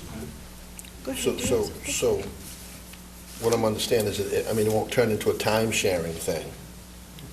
It can't. Okay. I'm good. Okay. Thank you. All right, we'll see how this works out. Board have enough information? Motion to close. Second. Mrs. Favuli, Mr. Zelinski, all those in favor of closing this hearing, say aye. Aye. Opposed? Unanimous vote. All right, action. I will make a motion to grant application 100-12 for 40 Main Street Development LLC. I'll also second that. All right, Mrs. Favuli, Mr. Zelinski, conditions. Plans permitted, submitted, Per plans. dated. One is dated. December 6th and December 7th. Okay. I'm also approving the alternate surface. Yeah, I wrote some things down when you were talking. I don't have a real issue on the whole rental thing. I was just bringing Yeah, that no, up I as think a it was a good point. discussion. Yeah, exactly. I think a short-term rental, less than 30 days, not to be. I'm sorry, Tricia. How do we The want to word the suggestion is no rentals Right, less than 30 days in length. Is that a condition that? That's being That's what I'm suggested throwing right out now. there. We'll run through this in a minute. Basement for utilities and storage only. Yep. David had some concerns about rubbish storage too that weren't. I'm sure David can mention them. I was just reminding David. Total bedrooms are 8 between the two duplexes. Well, he said up to 10. No, that was, up to 10 was in the existing bed and breakfast. Now it's gonna be 8. A total, What's happening to the third Will not allow floor? any more than 9, and they have proposed 8. right. Back to the plan that we just said, this plan is showing the AC units that are going to be here, so we Right. have to remember. What those I wanted to recommend, because we don't have that right now, that movement of the AC units to be approved by our administrator. Okay, good. I just don't want to approve this and have them be there. I'm sorry, relocation of AC units? Uh-huh. Right, to be approved by our administrator. We had no information on the attic, the third floor. Is that just? Is there still an attic? Attic is where the bedroom number 6 in the main dwelling is, that was used for employees only. We've got proposed plans there. Right. Right.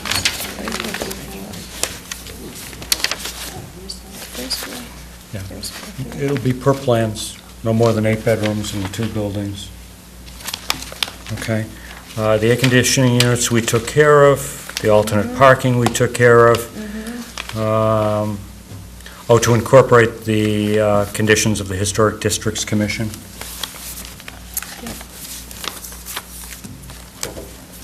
And Will the building department will oversee or make the determinations on the abatement, right?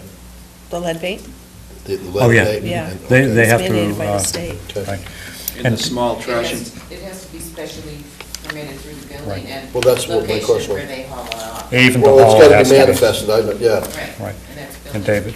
yeah, the small trash enclosures that Mr. Ahmed mentioned, just Cherie's gonna, Do you want them to be approved by the administrator as well? So relocation of AC units and location of.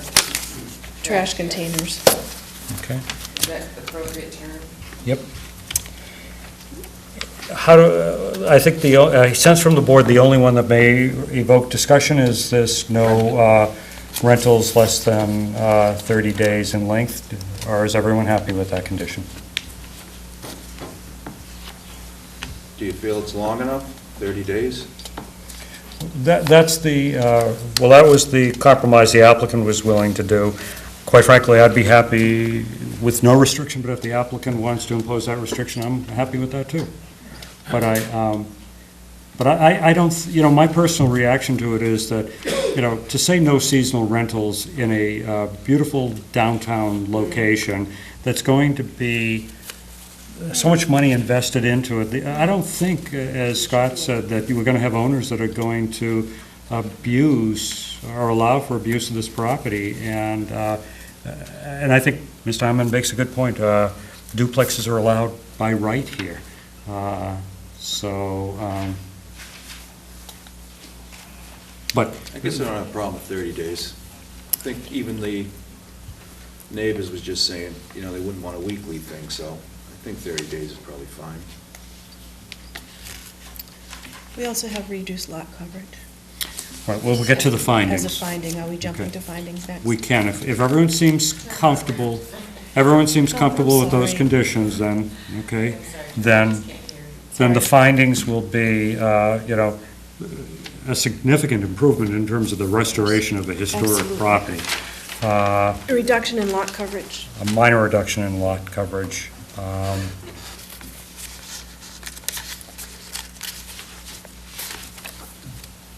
Okay, certainly no detriment to the neighborhood. And our usual 216 findings, sorry. All right. Can I just mention one more thing? You about the certainly may. conditions? The stormwater, I think they mentioned dry wells or something along those lines, so. Oh. Stormwater to be Oh, the contained on stormwater. site. Right. I believe that's shown on the plan. Two individual septic systems, it looks like. Yeah, they're both SASs. Okay, if we can show a dry well as planned, maybe We certainly condition that all stormwater remains on site. right. or that's presented with, those things. We know what you mean. Dry wells? Do test All on right, these. so again, I think the condition is all stormwater to be contained on site. All right, all those in favor say aye. Aye. Opposed? Unanimous vote. Good luck on that project. Thank you very much. All right. Our next application is 102-12 for Janet Shade. You want this or It's next week, Chris. I have to recuse myself. Okay. Mrs. Johnson is going to recuse herself from this application. As soon as we read it in, it will mean that there are 4 of us that are on this hearing, which is a quorum, but any action on this hearing will require a unanimous vote.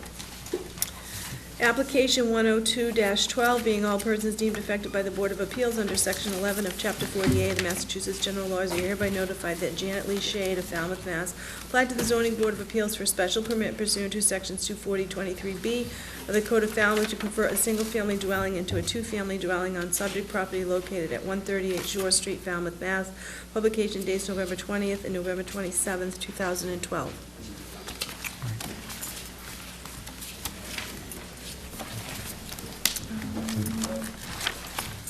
Ms. Shade? Hi, how are you? Hi, I'm fine. Why don't you introduce yourself and just summarize for us what's happening, okay? I'm Janet Lee Shade, and as you stated, I live at 138 Shore Street. I've submitted an application to convert a portion of the back of my home into a separate dwelling. That separate dwelling will comprise probably 25% of the house. Nothing on the exterior will be changed. It'll just be converting a portion of the back of the house into a separate dwelling. The reason for doing this is my daughter, Jessica, who grew up in Falmouth, currently lives in Providence, Rhode Island, will be moving back with her husband, Jessica Morrison and Clark Morrison, and their 2 young boys. And you want that to happen, I take it? Yes, we get along well. Okay. They'll be living in the larger portion of the house, and I'll be in the smaller portion of the back. Okay, great, thanks. Let's see what the other departments have said about this project, and see if there's any correspondence, and we'll have some questions, I'm sure. Conservation has no comment. Engineering, reviewed for impacts to public right-of-ways. Any alterations requiring a filing permit with engineering. Natural Resources has no comment. Planning has no comment. Philip Wessling of Shore Street and King Street is in support.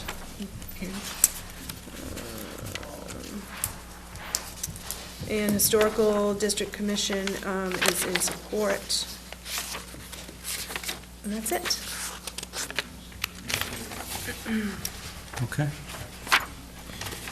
All right, David, do you want to start us off, please? No, the bedrooms, how many bedrooms will be in, where, is it your daughter is going to be living? Yeah, and where you're going to be living? In her portion of the house, there will be 3, and in mine, there will be 1. 3 in hers, 1 in... And now you're just using that house yourself now? Any further questions? Thanks. Thanks, David. Scott? Hi. The back building, the storage building? Yes, it's a garage. There's a 2-car garage and a large workshop area on the side. Thank you, Currently Mr. just used for storage. Thank you. Trish? The only question I have is on your parking. Are you marking any of this parking? The parking is there obviously now, but are you going to have Yeah, any? We'll probably have that first section there. Mhm. Yeah, there's pretty big parking area. Yeah, it is. Okay. That's all I have. Thank you. Ms. Shade, I'm just going to ask you a couple of questions that go right down the bylaw, okay? Of course, the conversion, we have to go back to 1980. And I know that there was documentation that was submitted. But there's no increase in the footprint of the building since 1980. The number of bedrooms back in 1980 were 4? Well, 5, actually. 5, okay. So there's no increase in the number of bedrooms. You already mentioned that there's not going to be any material change to the exterior. There will be a door placed, it's on the plans, Yep. just in the back there. Right, but not a material change. You're not looking to make one of the units affordable? No. Okay. And I think that's the only questions I had. Sri, do you have any questions? All right. Is there anyone in the audience that would like to speak on this particular application on Shore Street? Okay. The board have sufficient information? Make a motion to close the hearing. Mr. Haddad has made a motion to close. Seconded by Mrs. Favuli. All those in favor of closing this hearing, say aye. Aye. Opposed? Unanimous vote. All right, what action would the board like to take? I'll make a motion to grant application 102-12 for Janet Lee Shade. I'll second it. Okay.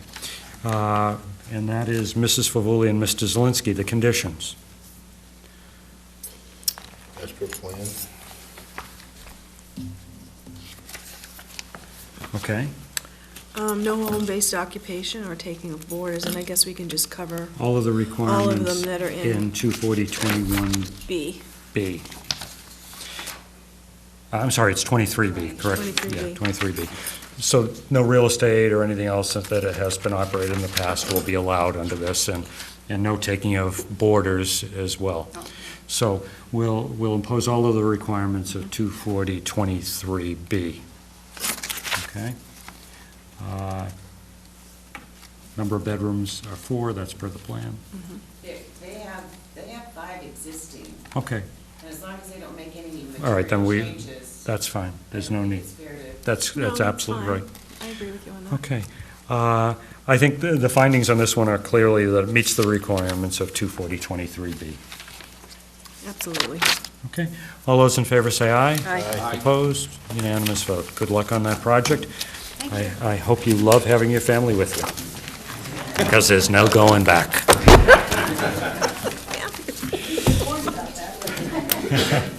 Trust me. Yes, I'm Yeah. making a motion for a break. All right, we're going to take a 5-minute break at this time, and we will be back. Thank you. Can I just have that plan? Oh, I'm sorry, that's my fault. No, it's.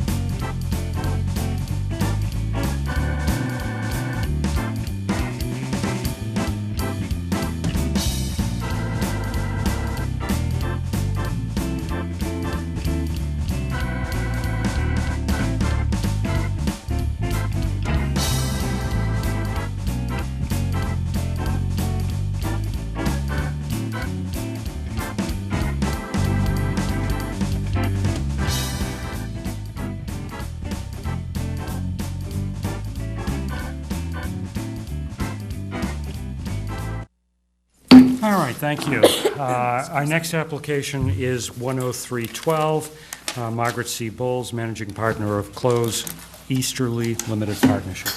Application 103-12, being all persons deemed affected by the Board of Appeals under Section 11 and 48 of the Massachusetts General Laws, you are hereby notified that Margaret C. Bowles, Managing Partner of Close Easterly Limited Partnership of Lyme, New Hampshire, applied to the Zoning Board of Appeals for a special permit pursuant to Sections 233 of the Code of Falmouth to raise and reconstruct a pre-existing non-conforming tennis court with fencing in the same footprint on subject property located at 146 Knobsco Road, Woods Hole, Mass. Publication dates November 20th and November 27th, 2012. Good evening, Mr. Clower. Good evening, Mr. Chairman, members of the board. My name is Kevin Clower. I'm an attorney with Ament Law Firm here in Falmouth. And I'm here tonight with Bob Ament, who's our before you. Our firm represents Margaret C. Bowles, the managing partner of the Close Easterly Limited Partnership, the owner of 146 Knobsco Road, and the applicant in this matter. The applicant is seeking to raise and reconstruct a pre-existing non-conforming structure. The structure in question is a tennis court located in the front yard of the property. The court is located in the northerly corner of the property closest to the street. This property consists of a main house, a cottage, a greenhouse, a shed, and this tennis court. The tennis court was built in its current location in approximately 1957. Building permits show the greenhouse was built in 1960. And some rehabilitation work has been done on the tennis courts over the years. Recently, it's fallen into greater disrepair, necessitating a full replacement. Since the initial application to the board, Hurricane Sandy actually damaged it even further, so it's really in need of repair now. As I mentioned, there are 2 dwellings on the property. However, both have existed and have been used continuously since prior to 1959, May 19, 1959. The Close family purchased this property in 1921. With the main house, the cottage was built in approximately 1952. We submitted 2 letters to the board from various members of the Close family, dated June 3rd, 1953, and June 5th, 1953, both of which make reference to the houses, both houses being in existence at that time.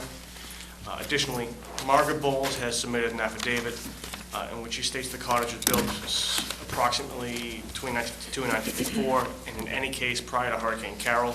Hurricane Carol hit in late August 1954.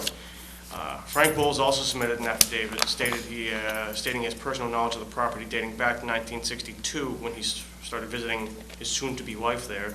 And at that point, the cottage was well established. His affidavit went on to speak further to the continuous use of that cottage since that time, originally as a summer residence, and then as a year-round residence by he and his wife, and then again by family, and then as a year-round residence in 1986 it's been rented, most recently to Edna and Peter Collum for the past 25 years. The applicants are seeking this special permit in order to replace a dilapidated, unsafe, unusable court and replace it with an up-to-date, safe, and useful space for their family and friends. The applicant is applying under zoning bylaw 240-3, which states that pre-existing non-conforming structures may be changed by special permit, provided they are not substantially more detrimental than the existing structure. The proposed project is a raise and reconstruct of the same structure in the same location in the exact same footprint. There's nothing detrimental about the existing or the proposed, whereas it's the same exact structure in the same exact location. It can't be substantially more detrimental than the existing structure. In fact, there are some improvements the applicant seeking to install. The asphalt court, you'll notice the proposal has 2 proposals from Cape and Islands track and field, or track and not pool and tennis and track, that's the one. They understand that the asphalt option is significantly less disruptive of the local environment than a concrete court surface. No neighbors have come out in opposition to this project. In fact, we have a number of letters of support, including the direct abutters who are closest to this project, Bruce and Christine Ginsburg. As you can see from the pictures we've submitted, the tennis court is barely visible from the street, no matter which direction you're coming from, and in the summer months would be even more obscured by vegetative growth. As I've mentioned, I don't see any detriment to this project. However, the replacement of this outdated, unsafe structure with a safer, more useful structure that will better serve the family is a significant benefit. You'll notice also in the letters of support that a number of people in the community have made reference to the fact that it's been used by a large number of people over the years, and the family intends to continue doing so. So it's not only benefiting the family, but a larger portion of the community in that area as well. I hope I've addressed any questions or concerns you might have, but I'd be happy to answer any questions. Thank you, Kevin. We're going to take a look at the referrals and correspondence.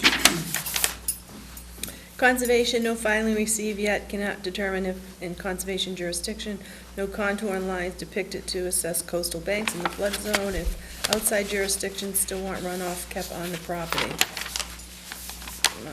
Engineering, any work done in the public right-of-way shall require an application and permit from them. Planning has no comment. Water has no comment, and there's letters of support from Kristen and Bruce Ginsburg, Ann Lawrenson, Megs Brown, Margaret Bowles, Mary Graham, Roger Day, and many others. And they're all in here for the record. And they're all in the immediate vicinity. Yes, they are. Okay. That's all. Okay. Questions of Mr. Cloward? Patty? I have no questions. Tricia? Are there going to be lights on the course? There are no plans to be any lights at this time. Okay, thank you. Scott? That was it. Same size, same footprint. David? Same structure. Thank you. Okay. I have no questions. Is there anyone in the audience that would like to speak on this application? Okay. Board have enough information? Yes. Motion to close? I'll make a motion. I'll second it. Mrs. Johnson, Mr. Zelinski, all those in favor of closing this hearing, say aye. Aye. Opposed? Unanimous vote. I will make a motion to grant application 103-12, Margaret C. Bowles, Managing Partner of Close Easterly Limited Partnership. We have a motion to approve, Mrs. Favuli, seconded by Mr. Haddad. Conditions? For plan submitted. Yep. I think that's it. That's it, other than conservation with their comment of runoff to be kept on the property. Wow. But that's it. All right, in terms of findings, I think, again, as presented, there's nothing certainly more detrimental, but I would like to suggest that we add a finding that there is a preponderance of credible evidence that the second dwelling existed prior to May 19, 1959, has not been abandoned or not used for a period of 2 years. For testimony. For testimony. I just want to protect you folks. Okay. Anything else? All those in favor say aye. Aye. Opposed? Unanimous vote. Thank you very much for your presentation. Okay. Our next application is 104-12, 602 T-Ticket Highway, Inc. Just going to take a minute and read it into the record, okay? And we'll be back to you. Good night, gentlemen. Application 104-12, being all persons deemed affected by the Board of Appeals under Section 11 of Chapter 48 of the Massachusetts General Laws, are hereby notified that 602 T-Ticket Highway, Inc. of Mashpee, Mass. applied to the Zoning Board of Appeals for a special permit pursuant to Sections 240-109B of the Code of Falmouth for alternate service parking on subject property located at 602 T-Ticket Highway, T-Ticket, Mass. Publication dates November 20th and November 27th, 2012. Virginia? Yes. All right, if you'd give us your full name for the record. And, I'm Virginia Huffnagel, owner of Little Milestones Child Care Center, currently at 147 Charlie Park, soon to be relocating at 602 T-Ticket Highway. I'm asking for a special permit requesting an alternative parking area from asphalt to gravel. We're concerned, obviously, because we work with infants and toddlers and who are learning how to walk, and chances of them falling and injuring themselves are greater on asphalt, obviously. We're also concerned with the drainage, rain runoff. We just feel it would be more, the pervious stone would make more sense as far as drainage is concerned. Also, when we purchased T-ticket, we were looking, there are two types of daycare centers or childcare centers. Home-based center is what we kind of based our location on. We searched for over a year looking for something. And a gravel driveway would just be more consistent with that home-based feel. That's basically it. That's a good job. Thank you very much. What we'll do is, we'll see what the departments have to say, correspondence, and we'll ask some questions, okay? Thank you. Conservation, stormwater should be kept on the property. Engineering, T-Ticket Highway is a state right-of-way in this area. Any alterations within the right-of-way would require permission from SDOT. Board of Health has no comment. Planning has no comment. Water has no comment. And there's no correspondence from any of the abutters. No. Okay. Questions, Scott? Could you explain the decision to go from, did you consider asphalt at one point? We did, well, the reason we considered it, Scott, was when I spoke to Eladio, he said you'd have to go for a special permit, and unfortunately, we have to be out of our center by January 1 on Charter Park. Right. He said you probably won't be able to get a variance or a special permit in time. Okay. But then someone suggested I go talk to the zoning board, and they said we could be on the docket by December. So that was, originally we were going to do it, and it just was not conducive to, the further we got into the project, we realized this parking area is just not going to work for our little ones. Was it cost prohibitive for you too? Yes and no. I mean, that wasn't our first concern. It was Right. really more safety issues. I don't know if you have kids, but I mean, they're constantly falling. Well, this leads me to my next question. Okay. Do you guys have a plan for snow removal back there? Yes, we have someone who is on our snow, we're on their snow list. And you understand that? That gravel gets Okay, picked up, that's- definitely, oh yeah, but you know what, for us, that's not an issue as much as, And is there room in the backyard? I take that's a fence? yes. Okay. You have to be, the state required, not the town, but the state requires you to be separate from your parking area. And with an abundance of snow, do you have a snow removal plan from? Yes, we have really, it's a very large parking area, so there's plenty of room for piles should there be a need. And with 4 parking spaces, Which what's is the really average more of than- cars being there? Well, the average parent, it's. Talking about the back. Yeah, the average parent is there 2 to 3 minutes in the morning, 4 to 5 in the afternoon. They vary. So 90% of the time, the parking lot is empty. They stagger in, so they're not all there at one time. So if you had to estimate, how many trips a day are going in and out of that back? How many Individual- trips a day? How many individual cars are going? Oh, how many cars are going in? Probably, what do you figure, double that? Probably 60 maybe? 60? 60, but they're not staying. Oh, no, I understand. Yeah. 60 trips a day, though. 60, right, they gotta drop off, pick up. We are licensed for 33 Oh, no, that's not, spaces.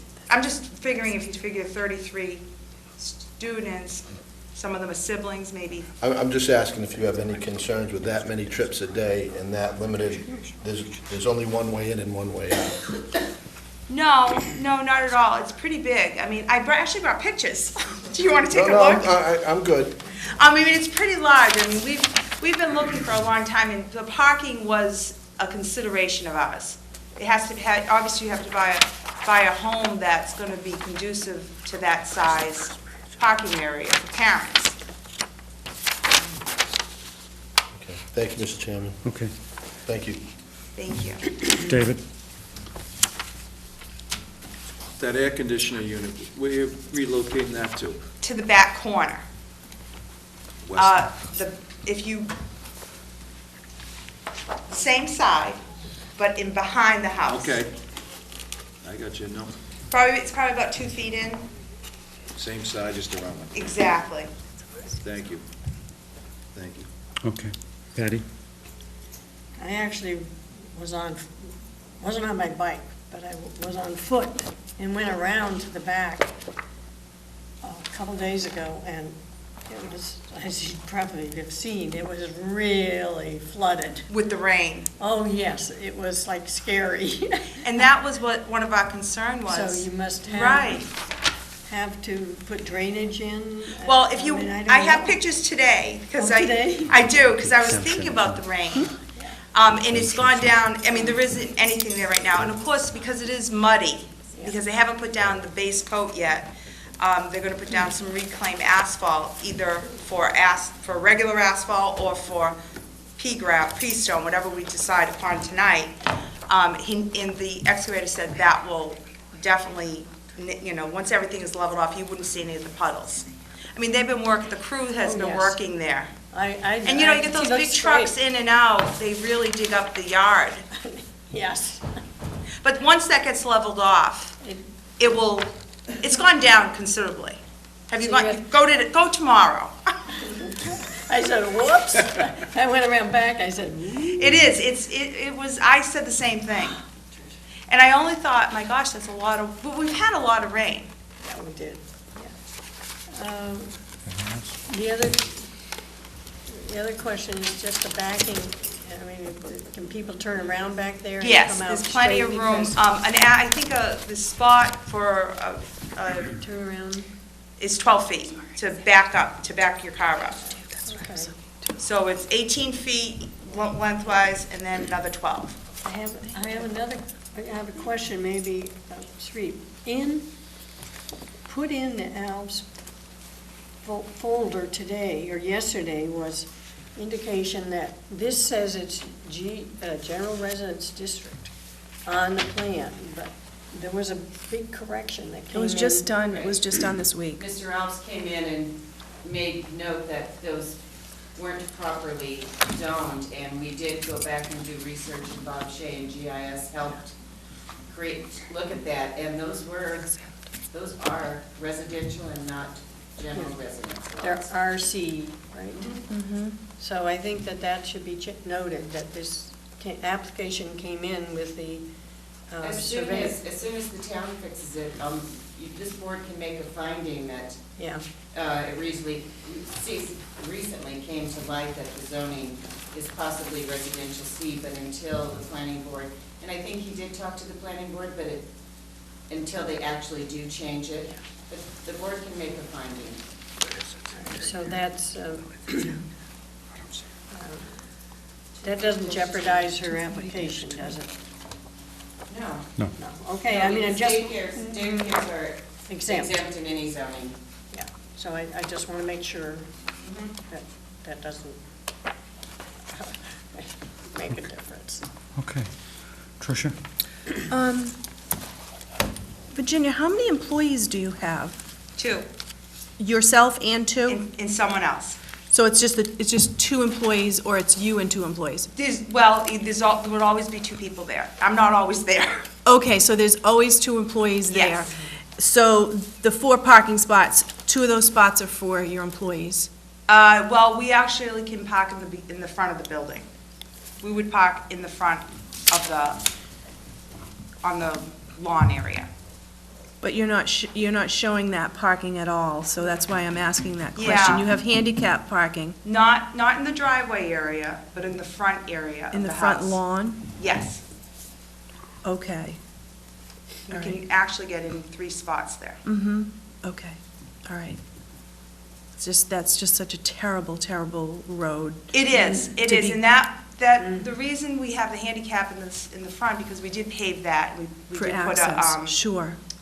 have it lined. They can either turn back out and turn around, Mm-hmm. which they would have to basically kind of do like a 3-point turn, or they can go into the back of the parking area and then turn around, which, that makes more sense to me, but. Okay.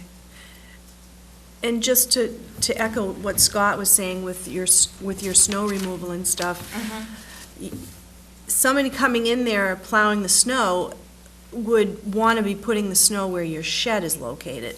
That Shed is makes gone. No, you've got new shed location right here. It's gone completely. When we actually gave it to someone, we found it a new home. All right, so this plan actually is not correct then, this, where it says new shed location, The that's shed not. is gone. Okay, because otherwise if you're. I brought pictures. Oh, no, that's not my point. My point Yeah. was that the shed's there, the snow. Snow would be, and there is plenty of room in the back there for piles of snow. need be. Absolutely. Okay, so as long as the shed is The shed is gone. Okay, thank you. That's all I have. Thank you, Mr. Chairman. Okay, a couple, if I can. There was the question that was brought up about the drainage, the stormwater drainage. And actually, today it's pretty muddy out there, too. But are you getting water off of 28 as it comes around that curve onto your property, or is this? I don't believe so. So it's just the water that's on the property? Well, from rain. Right, okay.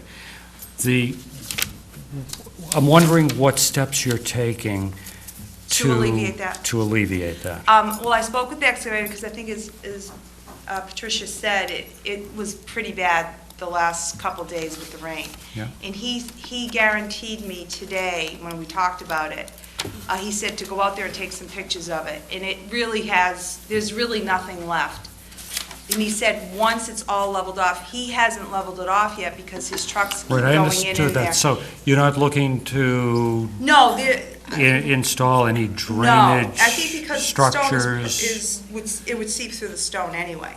And once it's leveled, it's gonna become a better surface Yeah. for drainage. It's a pretty level lot.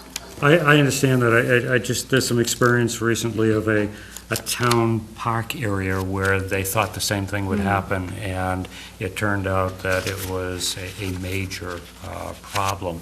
And I guess our obligation in terms of looking at the alternative surface is to consider that. And I'm honestly a little bit hesitant about that because there isn't anything to divert that. And I'm not an engineer, and I'm discussing, so I should just be asking questions, and I can discuss later, but you gave it. But I just have a question to Sri. Sri, I just wanted to make sure that what I had heard was correct. In terms of the exempt use 242-1, you were saying a daycare facility is exempt? Can you? It's been the practice because it's educational or nonprofit. Any adult daycare, child daycare, they're licensed. It's not nonprofit. That's Yeah, what- but if I can, just. I understand what the bylaw says. Yeah. Okay. If you want to continue it, we can get town council's opinion. Well, and I apologize to put you in the middle of this, but I have always read this bylaw to be religious or educational, if it's Or nonprofit. licensed by the state. Right, and it's not, and I didn't want to go that far in asking the questions, but it's not, and this is not a nonprofit organization, so, you know, I'm not But it's- sure. it is licensed by the state. Right. It is educationally licensed by the EEC. Right.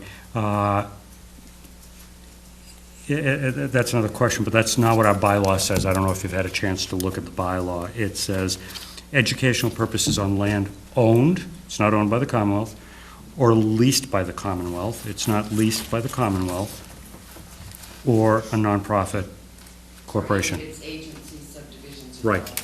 right, but that's not a license by EEC. Or by a nonprofit educational. Right, and this is none of those. So I'm a little, Earlier, I mean, we've had 3 of these before this board. So I suggest that if there's a question, that we Yeah. continue and let me get opinion from yeah. the I have another concern anyways that I need to ask. No one Yeah. else is going to ask it. I do have a concern about that. And I also, if we are continuing to look at this, I am also concerned about the drainage. I mean, to say that an excavator has looked at it, again, I can only go by experience in terms of excavators have said this before, and I have no idea who your excavator is, and I apologize, Scott, but somebody may say this will work for you, and it may not. It wasn't me. I know it wouldn't be you because you would have stepped down. But I just, our response, I want to make sure that. Can I just show you some pictures? Can I finish? I'm sorry, I apologize. That's Go okay. ahead. I just want to make sure that you're protected in terms of this, but also we're the permit granting authority that says, in these circumstances, the alternative surface will work. If it were a paved surface, there'd be no problem putting drainage in. With the alternative surface, there could be a problem putting drainage in, but, again, that's beyond my area of expertise. Right. No, I agree with you, and I have to be honest with you, I was concerned as well. And when he asked me to go out there today, because it finally did stop raining, and he said, go out and take a look at it, he said, and if you notice, the water is accumulated in the ruts where the wheels go, he didn't use that word, but where the wheels go, and he said, take some pictures and take a look at it, and I did. And it definitely, the rest of the area looks great, but where the tracks of the tires go, where the big rigs went in, we put a new septic system in, and we did a lot of, they delivered that reclaimed asphalt, all that. We had the shed moved, so big trucks were going in and out, and they got the area really, deep ruts, and that's where the water filled up. But it's gone down considerably. And it's not like it's, what's the word, permanent, because he said once he excavates it and levels it all off, it'll be fine. If you're gonna continue this, I can have the town engineers. And I think that'd be a value, and again, this is not my area of expertise, but the rain that we had that was fairly substantial was Tuesday. Right. This is Thursday. There was still rain in the ruts. If there Right. isn't something to drain out, whether it's flat or it's rutted, the water's gonna be there. And there will be ruts when you have gravel. Somebody's gonna pull in to drop their kid off with an SUV, and there may be a rut. True, I hear what you're saying. Or the backyard's gonna be flooded, because that I think- water's gotta go somewhere. Which is going to flood the septic system. In any event. Depends on what the soil is down, is it sandy or is it Well, clay? And I I guess- sort of tried to look. Right, but my point is, it hasn't gone away since Tuesday's rain. It's still there, so it's not draining. Whatever's there is not allowing it to drain. And that's my concern. But, again, I have a real concern about the exemption, because I don't think it applies, at least as I look at the bylaw. But I'm just one voice. If the rest of you feel that this is something that you can bypass. I have a concern because I thought it was a home-based business It daycare, says and that's, that under the, that's under my the definition, a family daycare home, it's a private family home. This is not a private family home. No. But anyway, a family daycare home, which is different, shall be defined as a home occupation. Child daycare center, a place licensed by the state which offers and provides a program, blah, blah, blah, or unrelated. It doesn't say that that's a home occupation. No, but I think if I'm not mistaken, Ginny, you said this was a daycare facility licensed by EEC. Exactly, it's not it's a facility, it's not a home. Home-based. It's a Right. child daycare center, it's not a home Correct. occupation. Right. Correct. And I think that's initially what I was focused on. I thought it was a home-based business And why it daycare. wouldn't need to be exempt. Yeah. Okay, Scott? So it's not a home occupation. On the plan, it shows a brick ramp, a 2% ramp for Handicap. handicap, accessibility. but when I went there, you guys put a wooden ramp in, right? We put a wooden ramp Okay, that's not represented on here as well. in the front, yeah. it's Right. not. Not on these plans, and these were November 9. They had originally done a Pardon me? ramp. A handicap As long ramp. as it was just alternative service. No, it's not. We can Originally, ask when that it was now, done, if it is. That's why. the building department already signed off on it. It was, it didn't meet the specs, so it had to be redone. And Gary had come out and we actually have our occupancy, so it's been approved. Okay. Can I just, where we're stuck on this, I mean, Yes. if it were under 109B, which is just the alternative surface, all we'd be talking about was whether or not it was appropriate, whether or not there's drainage, et cetera. Okay. But if this is not exempt, that's what we need to Okay. get clarification on. This application, the questions would be asked would be a lot broader, and I just need you to be Okay. aware of that, okay? Such as, is there enough room for cars to, go in back? There's such, I don't want to tell you what the questions would be, because I don't know what they would be, but to get a special permit for a daycare facility in this location would require a whole lot further inquiry by this board than simply the type of surface. I think we should get that clarification Yeah. before we Yeah, get any more absolutely. involved. And I'll talk with the building Right. department and town council, because Yeah. this has been for building permits. The building Yeah. commissioner knows what is going there, but they've got an occupancy permit for already, and if if Right. it wasn't allowed in that area, then he would have sent it to us for a special permit, number one. Yeah. But number two, get clarification from him, and plus he did, he got a referral as well, so. I mean, he knows what the use is, the occupancy for that use was issued to her. So, and like I said, this is just something that it's been done a few times, so it's too bad, and I apologize It's to you if okay, the it's question okay. came up. The only reason that I I'm a should've little researched it, I know I taken didn't. aback by it is we're trying to get open by January 1. We have 16 families right now who would be displaced if we're not open by January 1. You're not operating on Trotting We're Park? on Trotting Park right now, our lease expires January 1. Okay, all right, Dr. Mulcahy is selling the building. yeah, okay. And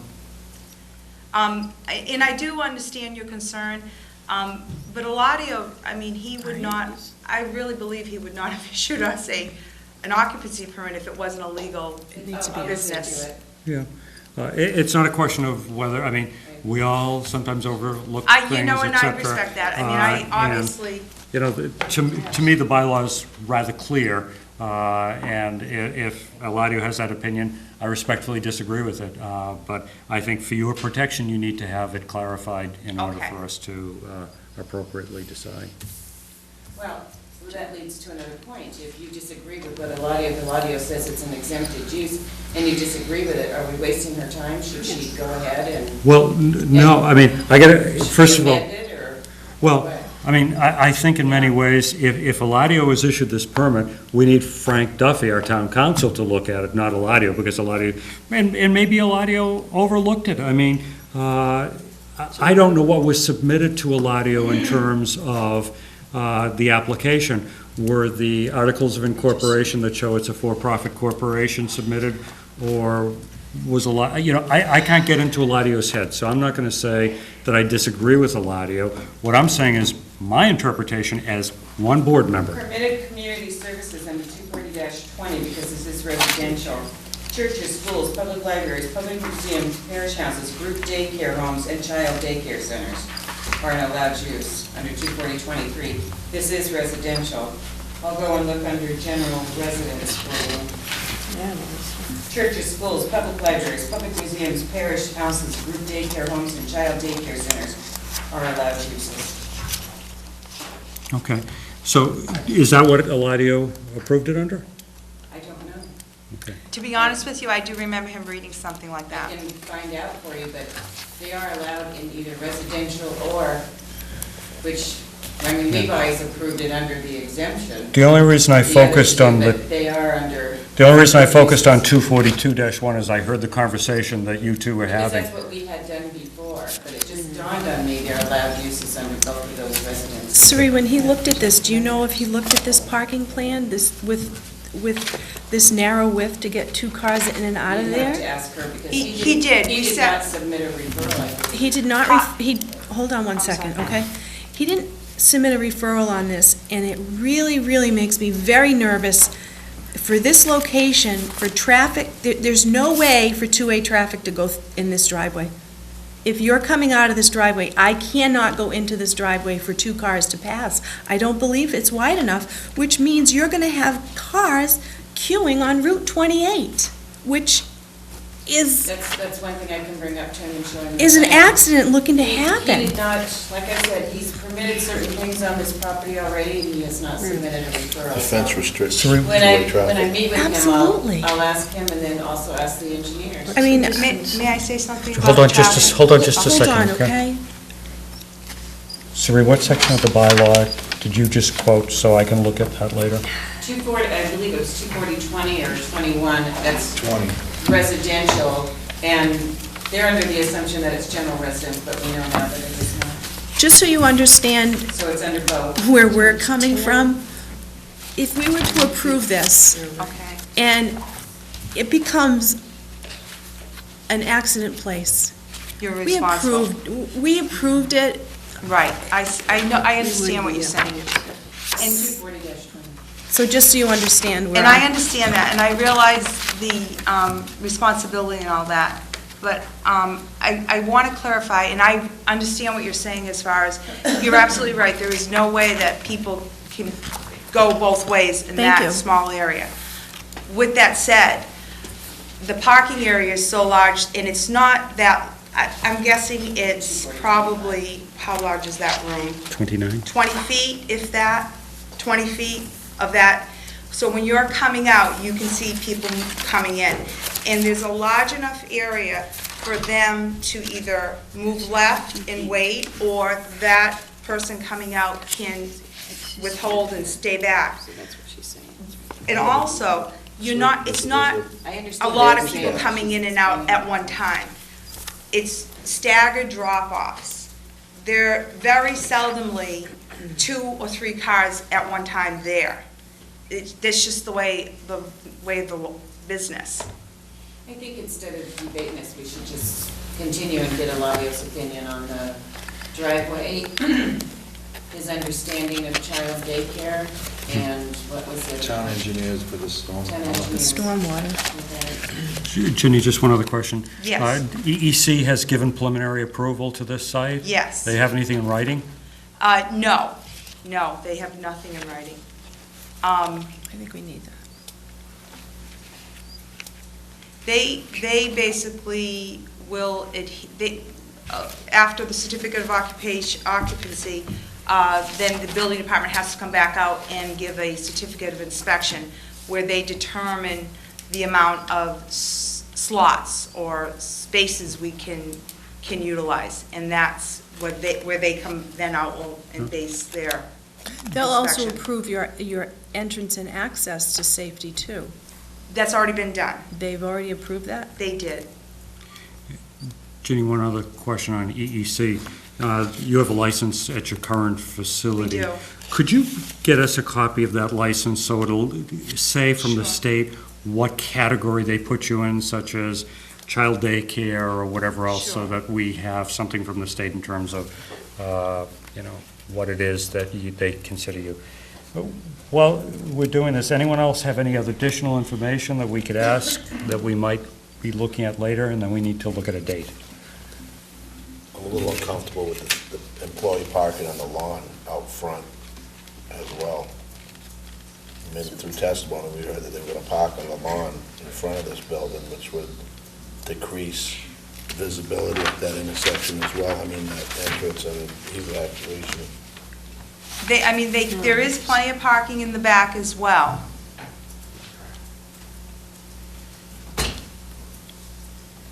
Okay. I think certainly with this sort of new information, the board has to get back into the office, review information, have discussions with Sari, share your concerns because we haven't really had a hearing yet in terms of gathering information to say what our concerns are just yet. But I think you get a sense that the board's a little bit uncomfortable with I get that. with the site, Yeah. with the Yes. drainage, with the category of the bylaw that it's falling under. We have a hearing next week, but I'm not sure we could possibly turn this around in I'm time. gonna try to, because Yes. in all good faith, I Yeah. tried to help this applicant, and I didn't know there was a question on if this use is allowed in there. I mean, it is under the bylaw. It's obviously a daycare center, but to get engineering out there, hopefully, I'll work on it, see if I can't get them out there. I'll see if Eladio can meet with me as soon as possible, and I'll send everything to Frank Duffy. She's gotta be out of her facility by the end of I know. January, and I'm not trying to push the board, believe me. And we're trying to be accommodating here, too. I appreciate that. Have you already purchased this, or? Yes, oh yeah, we've purchased it. I Okay. apologize, I thought it was a home-based business, that was, I just didn't imagine anything else there. Okay. Then we're going to try to continue it to next week, which is next Okay. Thursday, okay? At 6:30. We've already got,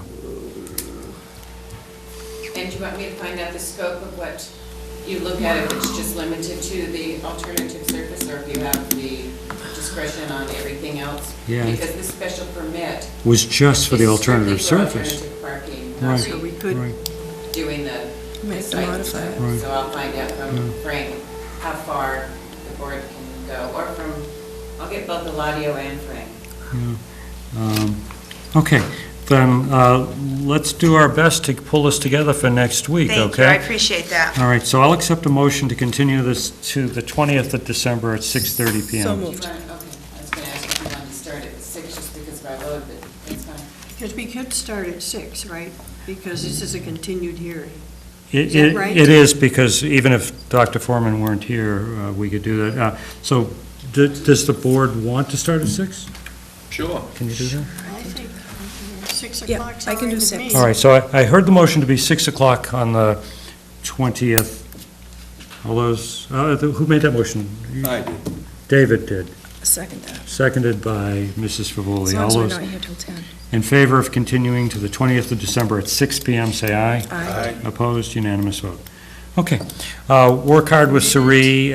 We'll do some, we'll be reviewing the information that comes in, okay? All right, thank you. Okay, thanks a I lot, Jenny. appreciate it. Okay, we'll see you next week. All right. That ends our hearings for this evening. So a couple of things on our agenda. The first will be the minutes. We'll let the clerk handle that for us. There you go, Trish. If that's all right with Thank you. Yes, please. I will make a motion to approve the minutes from November 29, 2012. It was McCarthy, Potter, Brugman, Seller, Sheehan. Second. Okay, all in favor? Aye. Okay. Thank you. There's the minutes. All right. I'd like to, we have next week's agenda, which is rather full.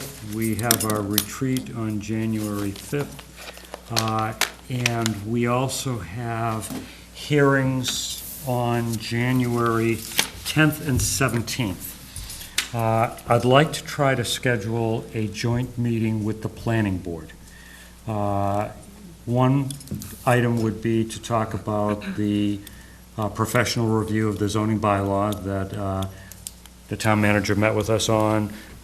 We've provided information for the budget, et cetera. At the last meeting, Ken had suggested that we have that conversation with the planning board, so I think I'd like to try to do that. And anything else, in many ways, the professional review of the zoning bylaw takes away some of the concerns that we had regarding individual bylaws, but still, I think to make it worthwhile for the planning board, we may want to look at any other agenda items that we could share with them. Now, Sari, you and I had come up with some possible dates. There were 4 dates, and in the past, when we've met with the planning board, we alternate one day on our regular night, one day on theirs, but we're already meeting 3 times in January, so I think we had come up with the possibility of Tuesday the 22nd, or Thursday the 24th, which would be 3 talking about Thursdays in a row, January. yep. Or Tuesday the 29th, or Thursday the 31st. as, Wait a second, do we have a third date in January for hearings the already? 10th and the 17th are the only Yeah, hearing only two, dates. okay. Right. That's This would okay. be the third, is what he was saying. If we go on the Okay. 24th, it would be 3 Thursdays in a row. I mean, I'm not stuck to the Thursday. I think it's always nice to be, thoughtful and let the other board host the meeting, so. I'm committed to Tuesdays in January already. Okay. So, but don't leave me, just because I'm committed to something else On both the 22nd and 29th? on Tuesdays Okay. throughout the whole month. So how about the 24th or 31st? Doesn't matter to me, whatever's good for everybody else. Because it's not like we'd be preparing for a hearing on the Mm-hmm. 24th, But so. We're giving them these dates that they can help as well to Right. determine, so. Right. So just suggested dates. So we're not pinpointing Right. one right now. Tuesdays in January are bad for us, so if they could accommodate us and meet on a Thursday, we could do it on the 24th and 31st, or 31st. They might have a hearing anyway, Not on Tuesday. no, Tuesdays. Trish can't go anywhere. No, I understand what David No, was so the saying. Thursday I might work misunderstood out. what he was saying. Right. Okay? So, All right, all me, probably. right, so we've got a full agenda for next week, so I don't think we'll add anything to it. I'm sorry, the timing, do you want to, like, if you do it on Tuesday night, it's an automatic 7 o'clock, or sometimes they make it earlier. Right. And then have the regular hearings, but if it is going to be on the Thursdays, what time do you want it to start? I think whatever is 6:30. convenient for them, 6, 6:30, 7, whatever works. Okay. Okay? I seem to have missed this January 5th retreat. You can't have missed that because you that's- participated in that decision. I don't think it's on my calendar. The 5th on a Saturday, between 9 and 11, Okay. the ZBA is getting together for a retreat. Well, that's a fully advertised. Absolutely, it's an open meeting. But we scheduled that date some time ago, and I've mentioned it several times so that everyone. Considered a It's a workshop, Saturday. So Yep. it's an open meeting, but it's going to be just for the board. Right. And it's here in this building? Yes. It'll be in this building, yep. We're going to have breakfast, remember that part? She was talking. You were bringing the breakfast. We're Pat. having You breakfast, all remember? this. Do you remember that part? Apple pan. Usually food kind of reminds I had people. some tough things happen, and All right. I was- So, anything else to come before the board? If not, I'll adjourn this meeting. Thank you. Thank you. Good meeting. Yeah.